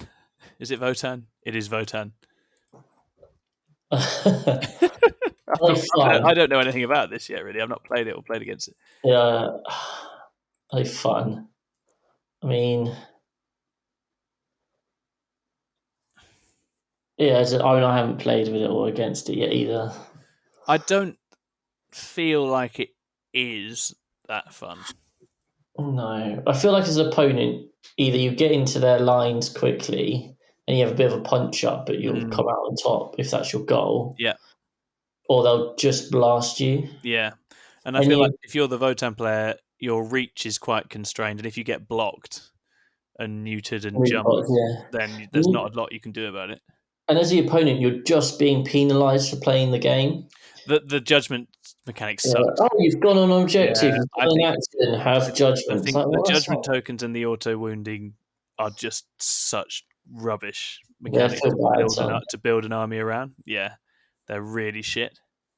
And that's the thing with this, because I think people were so excited for this that it tells you something about how they wrote it that actually now people are like, nah. They don't want to play it. Yeah. So probably quite low for fun. That said, people are like, oh, it's nice to see dwarves out or whatever. 4 or 5? Yeah, I think 4.5 will do that. We'll compromise. Flavor, I mean, it's cool. I think it looks cool. It's got a nice mix of things. I quite like the the basic sort of data sheets and play of it. It's just the extra layer of judgment and stuff feels rubbish. It's hard to know how much that matches up to the fluff, I guess. Yeah, well, exactly. Well, because it's so new. Yeah. So I don't really know. It's not one that's going to have that massive connection to. It just doesn't feel like, because of their ancestors or whatever, they're much, much better at effectively killing stuff compared to other armies. Like that feels weird. No, absolutely. So maybe a 5. Yeah. But appreciating it's probably quite hard for them to pull flavour off at this stage. They might round that out more later. Yeah. External strength, I mean, by all accounts, it's strong. I haven't seen it pull up trees in the UK, but it is winning stuff. So 6.5 probably. Yeah, I'll go 6.5. And then internal balance. The sub-factions was a huge fuck-up because they actually wrote a bunch of quite good balanced sub-factions. All the sub-factions are good. Yeah, but then Emir is just so obviously super powerful, right? I do actually think it's a good range of sub-factions, but Emir is just a bit overtuned. Yeah. And then, I mean, you're going to see every unit taken. But apart from the heavy weapons team. Oh, yeah, the Thunderkin. They're not so good. Yeah, so that's pretty good for a first go at balance internally. So something like an 8. Yeah, an 8 feels fair. So that's going to be 11, 16, 24. Yeah, not bad from Votan, all told. And then Imperial Guard. Are they going to be fun when they're out? I don't think they're going to be fun to play against. I just think you're just going to get blown off the board. Guard players will probably have a bit of fun with it.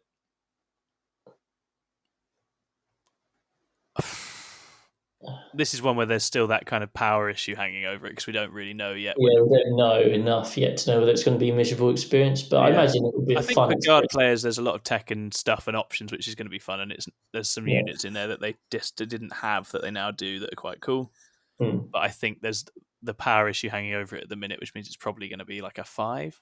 Yeah. And then flavor, I mean, it's guard. How flavorful are guard? Are you taking lots of tanks? You're taking a bunch of tanks and a bunch of little lads. It's pretty... I'm not sure. I mean, every guard unit's going to have 3 units of Rough Riders. Rough Riders, Kazakin, Lehman Russes. Yeah. I mean, it'll probably look about right. Look like a guard army. I think it probably will be about a 7 for flavor because it's going to do all the things you'd expect guard to do. External strength is probably quite high right now, by all accounts, but we don't really have the evidence, do we? We'll have to give it a 7, and it might be higher. Give it a 7, cover ourselves, and then internal balance. I don't think the internal balance is very good. It's just got so many data sheets. Yeah, because it's got truckloads, but all the lists I'm seeing people write are like the same thing. A bunch of Lehman Russ with a plasma gun and Kazakin. And so that's a bit of a letdown. And by all accounts, like the new characters are must takes. And by the time you've done all of that, you don't have any points for anything else. Yeah. So that's great.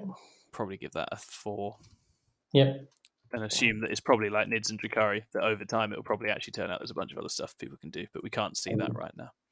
That puts them on a 23. Fantastic.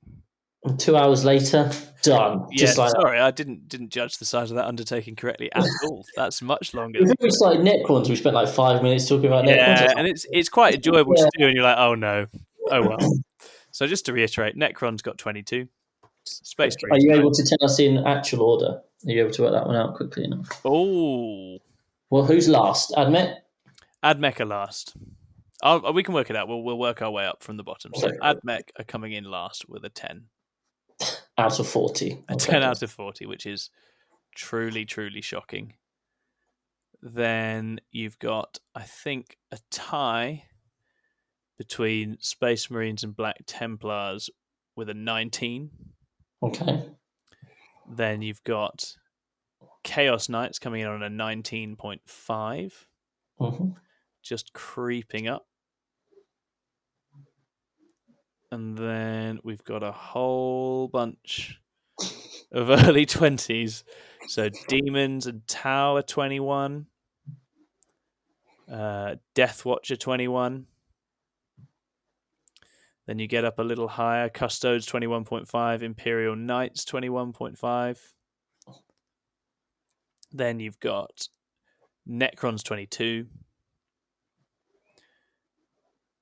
Dark Angels 22 3/4. For Christ's sake, Davey. Imperial Guard 23. Grey Knights 23. Lots of Imperium down in these low numbers. Anything else missed?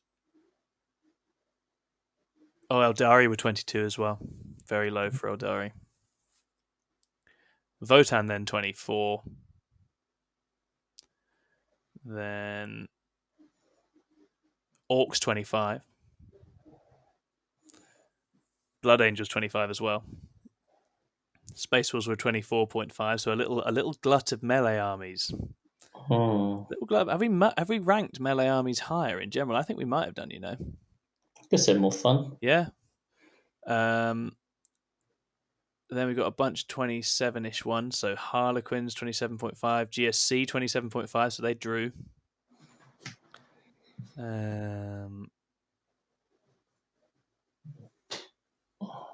So some combat-y armies there. Thousand Suns were 25 as well. They drew with Orcs and Blood Angels. And then we've got our sort of top set. So Chaos Space Marines just below with 29.5. And then our top trio. Oh, sorry, Death Guard 28 as well, so just below. Our top trio are Adeptus Sororitas and Drakari, tied on 31. And Tyranids on 32. So that's pretty spicy. I guess that I was thinking about this, and although Drakari and Nids have both had their kind of rise and fall, Sororitas have sort of just been fine for most of it. Yeah. And to have been fine for most of it, and they had like a tiny minute when people thought they were really good. I think they're probably the standout of all of these, given that they haven't had the sort of catastrophic up and down that some of those other top ones have. But anyway, you've got Sisters, Drakari, and Nids as the winners overall. Yeah, I mean, I think that seems about right. Yeah, that's fair enough. Maybe Drakari aren't a 7 on the power level. I think that's probably where if anything, we've got them wrong. So we could probably drop them to a 6 there. Yeah. That puts them to 30 and puts Sisters in second. Yeah. So Drakari third, Sisters second, Nids first. Yeah, that's the podium. I could buy that. I could believe that. Yeah. It's not just all armies I play at the top, which was my fear going into it, so that's good. Nice. Well, there you go. Go play one of those armies if you want to have a nice time with the remaining 9th edition. Thank you very much for bearing with us through that entire deep dive on all of the books. Well done. I mean, it is a lot of those books are really cool. Yeah, there's a lot of interesting stuff in there, and although they haven't always got it right in some areas, most of them have something redeeming about them. There's only a couple of absolute trash fires in that list, so that's pretty reassuring. It'll be really interesting to see where they go with it in future as well. So Chris and I will now check out. Yes. We have been the Plus. It's been a pleasure talking to you, and we will see you all again next time, where I think we're going to do our sort of wishes for the new year, along with some other sort of 25 faction review systems.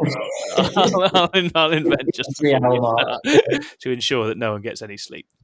All right, be well out there, stay warm, keep warm, and we'll see you soon. Bye-bye. Bye.